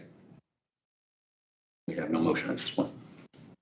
That's really easy. That's what I got for It's easy and hard, this. but I think it's an easy fix though. Yeah, we'll work I on it. think we can get We'll there. work on it. Yeah. I'll get with Ian and we'll Okay. work on it. Awesome. Is Austin here? There you are. How you doing? Morning. Where are you guys? Yeah. Give me 1 second here. Yeah.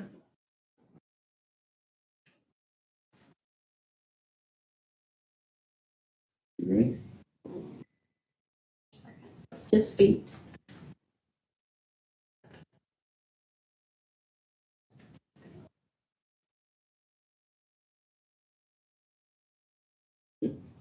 Okay. All right. Members of the council, thank you for the opportunity to speak with you today. Here to request your support for grant submission that represents an important investment in our community's future. One that focuses on revitalizing our auditorium into a safe, modern, and accessible space for all residents. The Ready 2.0 Arts and Culture Grant is a state-funded $65 million regional economic acceleration and development initiative that launched in February of this year. So not too long ago. A lot of work. Maybe on top of it. Our auditorium has long served as a central gathering place for our community. It hosts school performances, public meetings, cultural events, and countless moments that bring people together. However, over time, as the facility has aged and no longer meets the standards or expectations of the people it serves. The community center is 93 years old. Lighting, sound, and video has made dramatic changes in that time. The seats are tired and worn, with fabric missing, cushion exposed, and even springs popping out several seats. The walls and ceilings, once vibrant, have experienced aging, with lead paint starting to flake and numerous spots. The grant we are pursuing is a reimbursed-based opportunity grant. Meeting funds will be returned to us after project completion. This makes it a fiscally responsible way to significantly improve our infrastructure while minimizing long-term financial strain on the county. The proposed improvements are both practical and impactful. We plan to upgrade the lighting system to enhance visibility, safety, and energy efficiency. New seating will provide comfort and accommodate modern standards.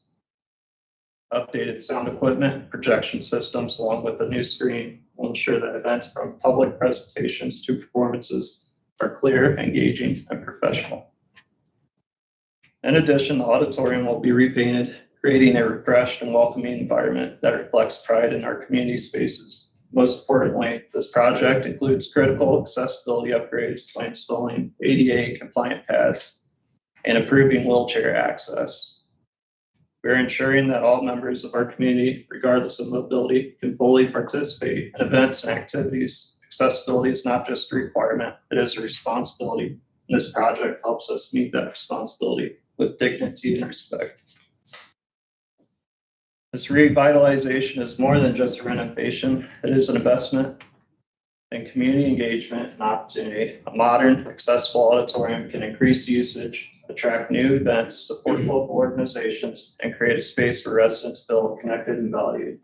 I respectfully ask for your approval to move forward with this grant submission. With your support, we can make a meaningful step toward improving a vital community asset while leveraging outside funding to do so reasonably. Thank you for your time, your leadership, and your continued commitment to serving our community. If you'd like to take a walk in the auditorium for further understanding, I'm happy to accompany you. If you have any questions, I'll do my best to answer them. Those numbers supported by, you have fresh quotes and estimates? Yeah, we have quotes, letters of support. Like I said, this came out in February, so I haven't had much time to get all this stuff together. I've had a little bit of help though. In the upfront funding, the commissioners propose that comes from for the grant? It's a reimbursement, but there's an opportunity for 3 or 4 different sources, seed being one of them. Yeah, okay. There's also some curtains in there as well for the stage. Will this have technology such that similar to this, where we could meet and have? It will not. Publicly So broadcast? that was when I was trying to get all this in time. I've had a pretty short deadline. This is one item that I wish I would have threw in there. Yeah. Just when we have certifications for bigger meeting spaces. Land commission, we ended up in there. Or big discussions or. Yeah, there's some times. So it opened in February, the deadline to submit it is tomorrow. Oh, boy. Oh, geez. How short that window was. So it's, The quotes that we got earlier when we did the sound, we also did the video at that time. Did those quotes work for that? this is goes through Sweetwater. Over the years, we've made minor improvements. It's been bare minimum. Like, it's a lot better than what it's been in years past, but it's just, this is a. I know we looked at that as the video portion when we were doing the sound. I didn't know if those quotes would even be relevant now. We've got them, they're probably a year old. The quote is at least a year old. We know what this room cost us to do. I don't know that can extrapolate that over to do that room, but I don't know if you price seating for auditoriums, but yeah. I think there's 480 seats roughly. Is there? Very good. Any other questions for Austin? Really exciting. There's a lot of labor that goes into it as well.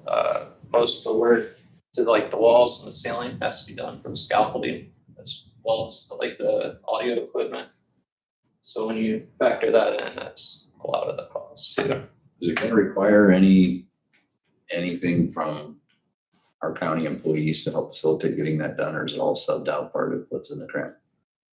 So are we going to have any other financial commitment that's No. not included in the grant of labor or anything? I would like to add that we are getting a lot of requests for the use of the auditorium by, there seems to be not an issue, but Shrine seems to be using their stuff more and less availability at Shrine. And we have a lot of those groups coming over and requesting for our auditorium. It's been quite a inflow of groups. So it's, We have a fee schedule for all that. yeah. obviously with not-for-profits and stuff, try to keep it at minimum. But, Those approvals all go through your board, right? Okay, questions? Anybody care to make a motion to approve the grant request? I do approve the grant request. I love the part where it says county match, no. Yeah. I mean, I'll second that.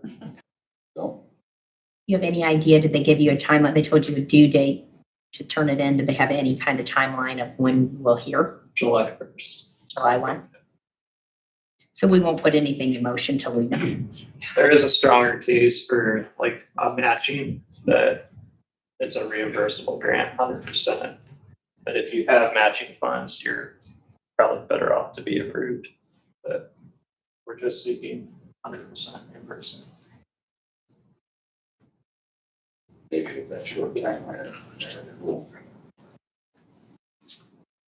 I think it's important for our county to support the arts too. That's something that I feel goes into quality of life around here, and I think that it's like the youth program from Colleen Everett, you know. That stuff is cool. That stuff we need in this county. There's quite a few different organizations that utilize this space. So it brings people together. Yeah. Okay, we have a first and a second. All those in favor, raise your right hand. Aye. Yes, thank you. Good job pulling that together, Austin. Yeah, Thank you. Appreciate it. Commissioner Howard. Right. I'm just gonna sit here. I really don't have anything planned for you today. However, May and June it may take a little more. Do you give us a heads up of what's coming in May and June? You'll have it all before it comes. Those are stressful couple of months. That's been a stressful last month. We've had some challenges. Our opportunities. Yeah. I like the way you put that. That's like investment. Remember that. Opportunities. All right, anybody need a break before we jump into the business? I used to wait. Take reconvene at 11. Can I add a little bit? Sure. I don't know if you've seen the email I forwarded you from AIC, Jamie. On that second attachment, there was a discussion about must and her thoughts on that, and also a list of things that we should be gathering, the council should be gathering to have those discussions. I just wanted to make you aware of that list. It's a fun list. I It's a just fun opened it. list, yes. Those are things that we should be working on gathering before we would ever convene or agree to that must meeting. Yeah, we have that as item 6 on other business here. Oh, I'm sorry. No, you're good. I appreciate you getting that email from AIC. Yep. And we'll get some more information tomorrow night, and as well as in the coming days, they'll actually have the formula to help us be able to calculate what everybody's lit, including the cities, would actually look like. Have a more realistic picture. Yeah. They're working with policy analytics to get that formula. Yeah. I had a couple emails and they had a couple things printed off where they sent us their estimated impact things, but I know they're working on trying. They're working that one to try to get a little lot closer, a more realistic look. Yeah. A lot of good stuff, and for any of you going tomorrow night, or tomorrow afternoon for the meeting, for the class, it should be a good one. Bring lots of questions. We have the ability then You gotta stump the Jamie, going on, so. Kelly said that she's subscribed, that those of us that can't make it can watch it later. That's for the class, not the meeting in the evening. Yeah, the class. Yes. There's a, Just Rick and I, right? Oh, no. oh no, No, there's like 5 of us going on for that. There's a council going? No, wait, yes, Eric. Eric's going. Oh, that's right, he's meeting us there. Yeah. Yeah, I'm going. Sorry, Eric, I forgot you were meeting us there. And then Yeah, And then you're going? Is Ann Leanne going? and myself. Oh, you and Leanne? I have to go to all those. I forgot, you were there last time. Yeah, I'm sorry. Okay. Take a 5-minute break or so and reconvene and Anybody else wants that? By Friday evening, you have to have a financial report. Thank you. Just drop mine off. You just hit the microphone on the bottom. So on that screen over.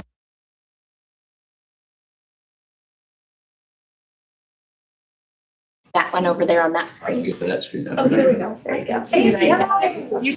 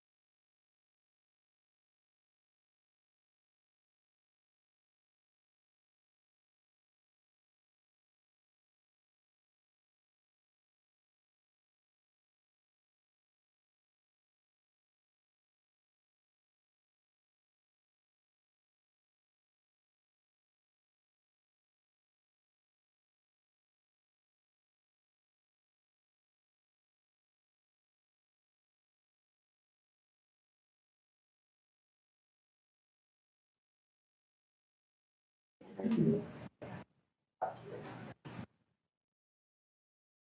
think we're great.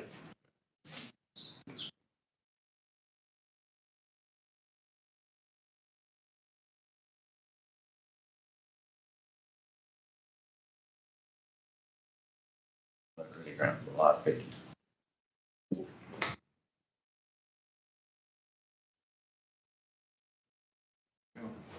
All right. So, So this first one, the first additional appropriation, this is the follow-up from last month where we got approved by the county council, but we couldn't adopt it until April. Was a timing issue with having it advertised on Gateway. That was for the $156,000 for the docks. Came out of major moves, all that money was getting repaid back. You guys approved it. I just needed it officially adopted this time. We voted 6-0 last time, yes, and got it on the sheet. So you don't need us to revote, you just need us to sign? I need a final motion to adopt, officially adopt it and sign it. Are you ready for that? Yep. I will make a motion to approve additional appropriation resolution 04-2026-01. okay, second. Second. Christine and Bill.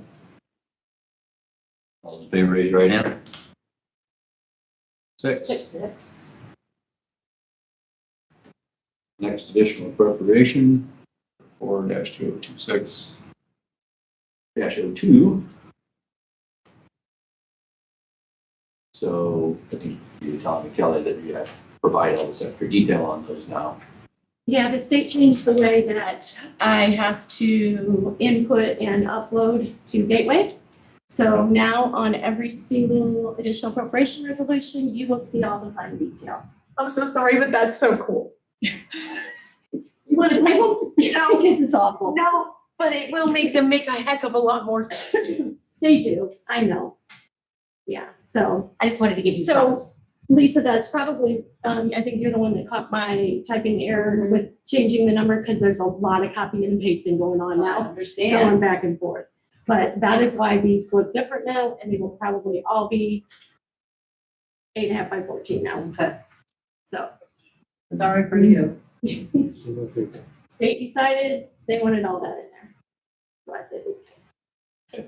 I did go through, I marked it as you guys went through and approved it. You guys approved every single one of those. I've got 5 A's and A's along the side. Yep. I move to approve additional appropriation resolution 04-2026-02. Good second, I'll second. Lisa. Okay, all those in favor, raise your right hand. 6. I'm gonna pass this through. I'm actually going to, I'll make a note down here that Eric was via Teams because these were only passed 5-0. I'll modify that. Is that okay, Eric? Okay, Perfect. thank you. Renee's. And Renee, I just put via Teams in there for that. Here's that one. Yeah, I'll fill it in. There it is there. Okay. Next, you have your February monthly financial comparison reports to forward in March.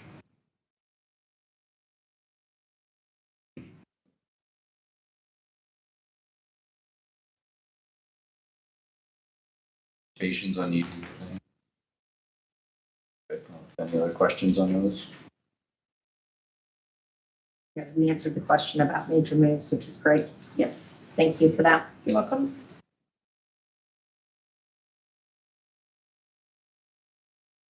Take those together. I'll make a motion that we have seen monthly financial comparison reports for February and March.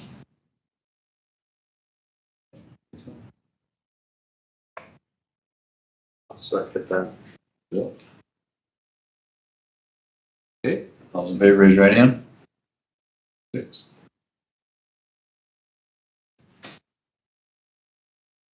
Council minutes. so excited to have these current all the time now. Very helpful. Yeah, and it looks great. Yeah. Thank you. Great. Enough detail, but not too much. I've been working really hard on that, I want you to know. I can tell. Thank you. Move to approve. Ruth. I think we have a recusal of it. I am.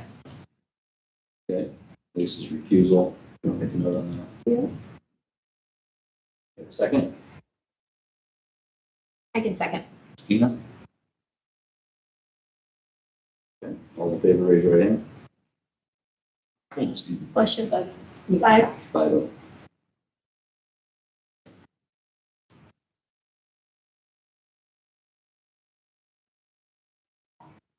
And I don't know if anybody else noticed, I guess I really don't need to point out my mistakes, but I did make the one correction.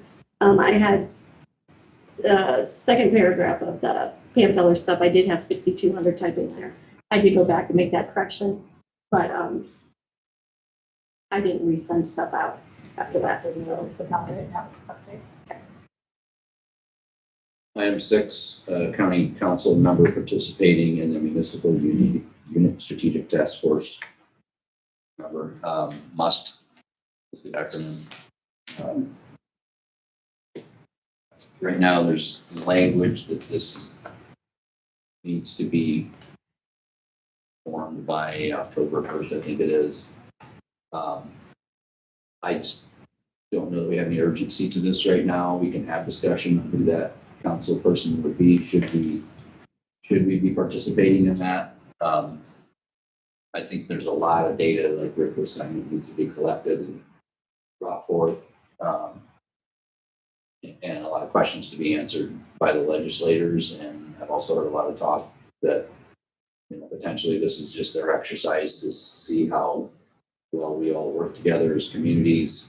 And then they'll override whatever that decisioning would have been anyway, and tell us what the rules will be later. And I don't want to, this shouldn't be a friends and enemies kind of thing. This should be communities working together on things. But it seems like we'd be way out in front of our skis to get too excited about acting on this right now. Yeah, just because there's so much change out there on the horizon. I mean, if we learned anything from Peters, we don't even have solid ground yet. It's going to change come the beginning of next year, at least getting through the long session, because yes, it may continue to change some in the short session, but look at how much they changed in the short session this year. It's April now. It'll be next April before we really know much else. For sure. What they want the task force assembled by October of this year. That's what it currently says. And so we can appoint a person, but we certainly can't meet without any data. And it says that the decisions that come out of that group have to be unanimous. I don't know what the odds are of that happening for any county, not speaking just about our county, just in general. So I hate to waste anybody's energy on something yet, in case we don't. And my only bit about it is a little selfish here, but I think that I think that our board president, I know how much he would love to do this, but I think that it's going to be a lot of questions. It's going to be a lot of things with other communities, and being able to understand funds and understand the way the names have changed in the funds, because you always throw me with your seated, because I'm always like, that's and finding the new word for it. I just think that it's going to be an extremely hot seat for a council member, would be my guess. And having knowledge, I think, would be very important to being able to gather that information, and then you just have to promise to have special meetings with us to explain what happens. I mean, will those meetings be open? I mean, will other people be allowed, are they public meetings? Will we be allowed to sit and watch and just not participate? That's actually a question that they posed, to try to determine whether those need to be advertised or publicized or not. That's a question that's That's a trying to get an huge- answer to yet. Right, because there's so much, I'd say maybe put this on the agenda for 3 months from now. yeah, so let's table it for now. Just see where this is shaking out, If you because don't mind. they're gonna Jumbo makes do a lot of it work good. between now and then. Listen to 2 years. So July. That list of information to work on between now and then would probably be helpful. But to also understand how. Yeah, who do we get that data from? Auditor's office, but It'd probably kind of be through Jamie Bolser, AIC. there's gotta be resources to compile that for you. Oh, you're talking about that. Oh, I'm gonna talk to Peters again. Yeah, Jeff could probably do a lot of that also. I mean, it's gonna take several resources to get all that It is. filed. Yeah. Well, ASC is gonna be a good resource for us. Okay, so, we can just motion and table that for now. Okay.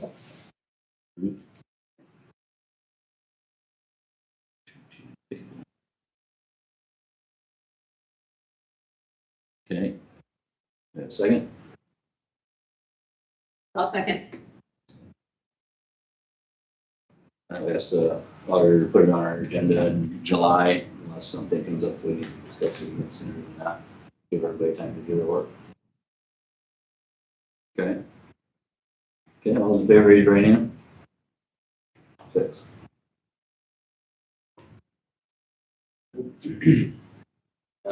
Item 7 is just a casino report that I think since our last council meeting, was released in the public, and,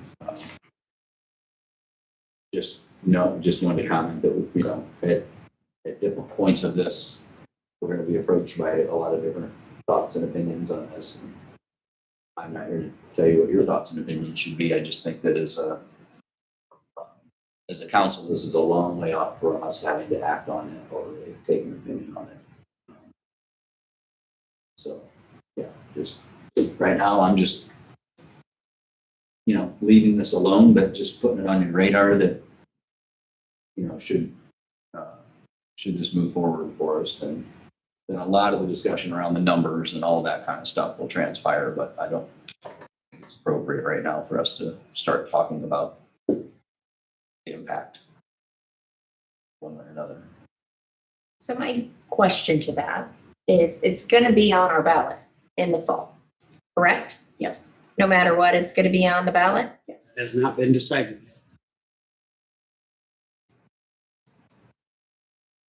When does that decision have to be made on whether or not, and when does the clerk's office have to know?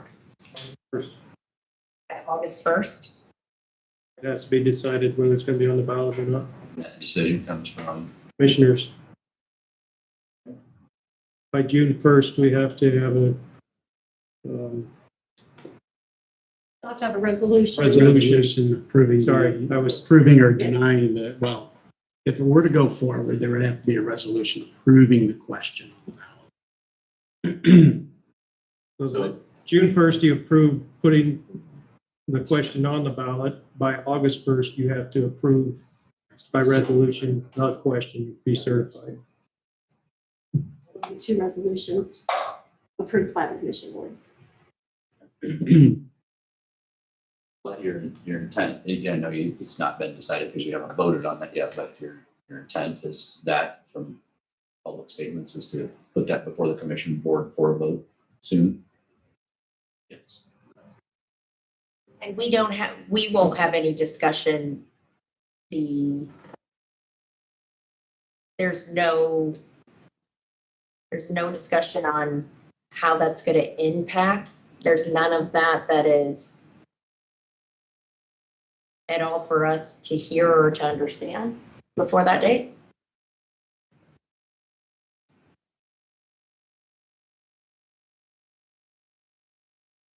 This is probably a bad analogy, but I'll use it anyway. Do you plan on knowing how to use lottery money before you win the lottery? Yeah. Yeah. On his new car. Don't commence to swim until you get the lottery. How's that? Okay, anybody else? We're at step 20 out of 100. Yeah.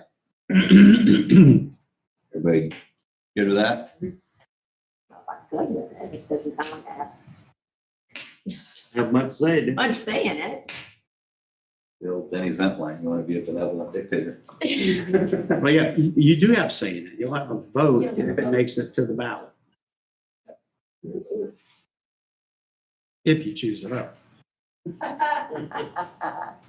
All right, any email correspondence and reports?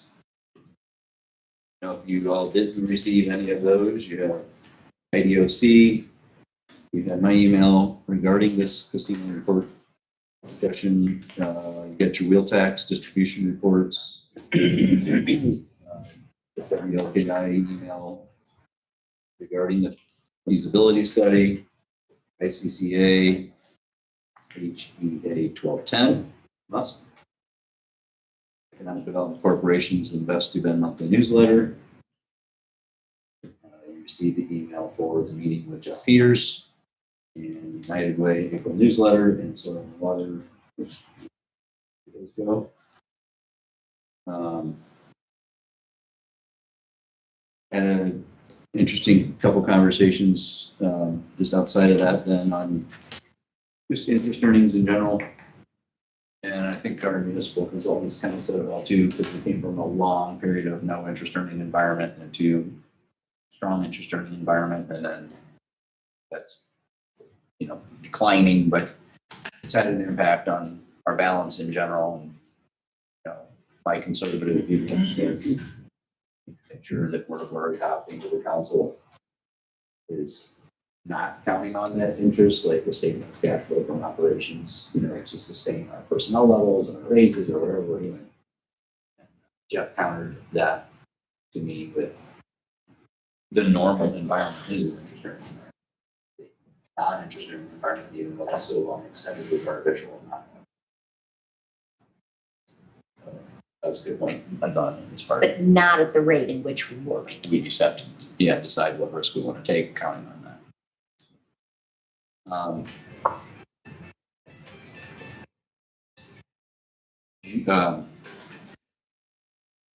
Auditor let me know that June 9th after our meeting, if we have time for an executive discussion with Vicki Colby regarding some things they want to do from a security standpoint, which would be why it needs to be an executive session. That works for everybody. Block one more time. What's the date? June 9th, our regular meeting.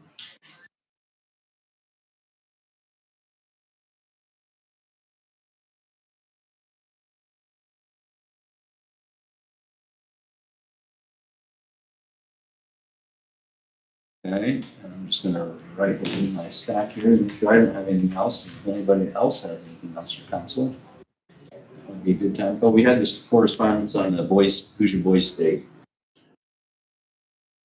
Since our agenda came out. Did everybody receive that?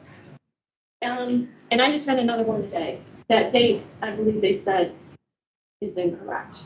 I'll have to send you another one. Okay. I got another one just this morning, correcting the date. Okay.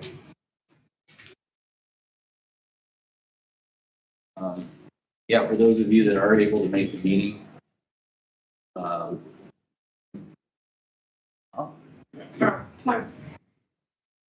yeah, The next look forward to an update. And also, you guys a link for us so that when you have time, you can watch it if you don't make it.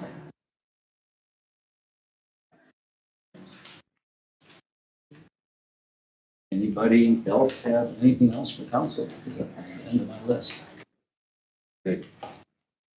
I'll talk a little bit more about, I would just say now's the time if you get time in the next month to get through the municipal consultants' projections and analysis for us. So as we walk into conversations with our departments for budgets, It's really well spelled out in there. I got through it early this morning. I've got a couple extra questions that I pulled out of that, you know, that we didn't get discussed earlier. But we can talk about it next month. if you have questions. Our department heads are to turn their budgets into you in June, the 1st of June. I haven't finished all of those dates yet, so that's on my list to get that calendar done and get it out to all the department heads. And I can talk about a letter going out. Yep. And so we can all talk about that. If now is a good time, or we can talk about it in next month's meeting, because that'll still be probably before the letter goes out. Mm-hmm. Because this is what April. Yeah. You might be getting the letter out right before that meeting, Yeah, or somewhere right around there. That was just mine. Yeah. Those talks It's have just already the started to happen. The with, calendar, yeah. Just so they have an idea. I thought it was the very 1st of June last year, because I think it moved up last year to give the auditor's office a little time. So instead of mid-June, it was early June. And so, So yeah, let's have, Just- we have a minute, let's have a little conversation about the message to send on that. It's my opinion is, you know, now with the Senate Enrolled Act 1 being pushed out a year, where it's gonna kind of be a little bit of business as usual with still 4% growth cap on our overall funds.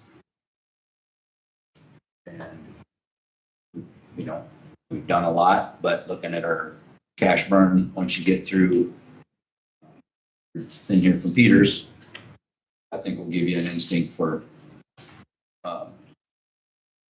you know, what we might be able to afford. And it's always that balance of, are there areas that absolutely have to have more personnel than every person that you put on? Since it's a fixed pool, takes away from what you could give in raises if you could afford to do that and what have you. And it's just always a push and pull. You know, we've done a lot lately, and looking at what I saw through here, there's not a ton of room for growth, fortunately. Good conservative. Yeah.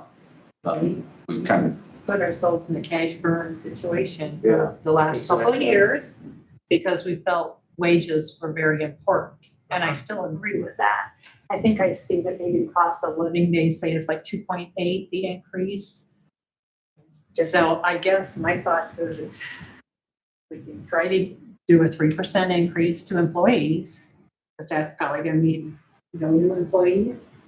Your budget's pretty much at what they are right now. Yeah, we want to make sure we advertise high enough to not get behind the 8 ball. We're bumping against our max levy too, because we need to advertise high enough to be able to have that levy rate. And I was gonna say, I don't find that as high as yours. My quick search was, the federal government is looking at a 1%. And that bottom line 2% is kind of what my AI search. What I have read. Well, with an appropriately worded letter, would you like to authorize the auditor to send out to advertise at 5%? Not to go that high. This is advertised. This is not what we would adopt. I think that. I don't think, I'm absolutely. I know we have against to the advertise high enough 5%. to cover what we actually pass. But I think I that, think that we have to do it. yeah, I think it needs to be a lot closer to what we actually think we're gonna afford. So what happens is the letter goes out, they send in their numbers, we type in the numbers. So if the letter goes out and you want 1% or 2%, let's just say that that's what you decide and that's what they put in there. And that's what I put in and that's what gets uploaded to Gateway. And now you guys decide, well, we're gonna do 5%. I didn't advertise high enough. I understand that. Yeah, so, but if I advertise and I understand where you guys come from, if I advertise the 5%, Then it becomes a then conversation. you guys do 1 or 2, and then we go in and remove all those numbers all over again. No matter what, I'm putting them in twice. It's not gonna matter. That process got a little fumbled this year. Yeah. I don't want you getting them in before we, Yeah, because it changed later. Yeah. so. I just don't even want to see the 10% out there because to me, that's just unrealistic. We finally have gotten, I think, every employee making what they're supposed to be making. I think you're compensated very well. Yes, and I want to keep up with it. I want to keep up with the cost of living. But I don't think we can go much above that.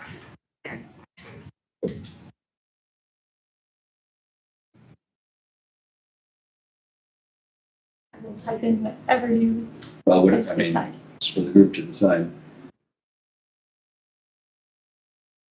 Insurance costs are going up exponentially, as they have. Oh, and the ARPA money's gone. Yeah, Yeah, medical exactly. and also liability, both insurance costs. Are just- And I have plenty of time, Tim. I can hold off on the letter.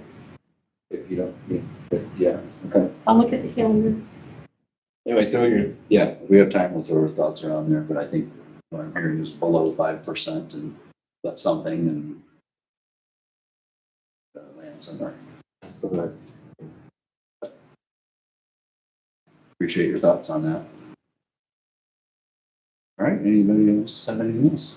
Yeah, and research what cost of living, because I'm not sure where I pulled that from. Yeah, no, you're fine. Like I What said, really mine is was a though. quick, just. Yeah. I just gonna say it depends on where you get it from. Yeah. We can take a look at that. I I can work with Aaron and take a look at The that. factor outside of cost of living that is really unfortunate for us is you have neighboring municipal units that have lots more cash reserve that, you know, you're competing to keep.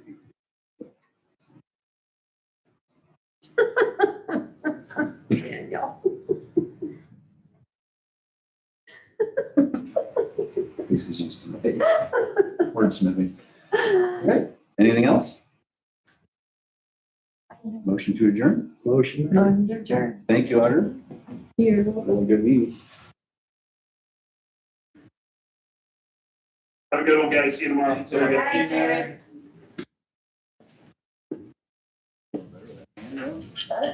Yeah, that sounds awfully nice. Thank you.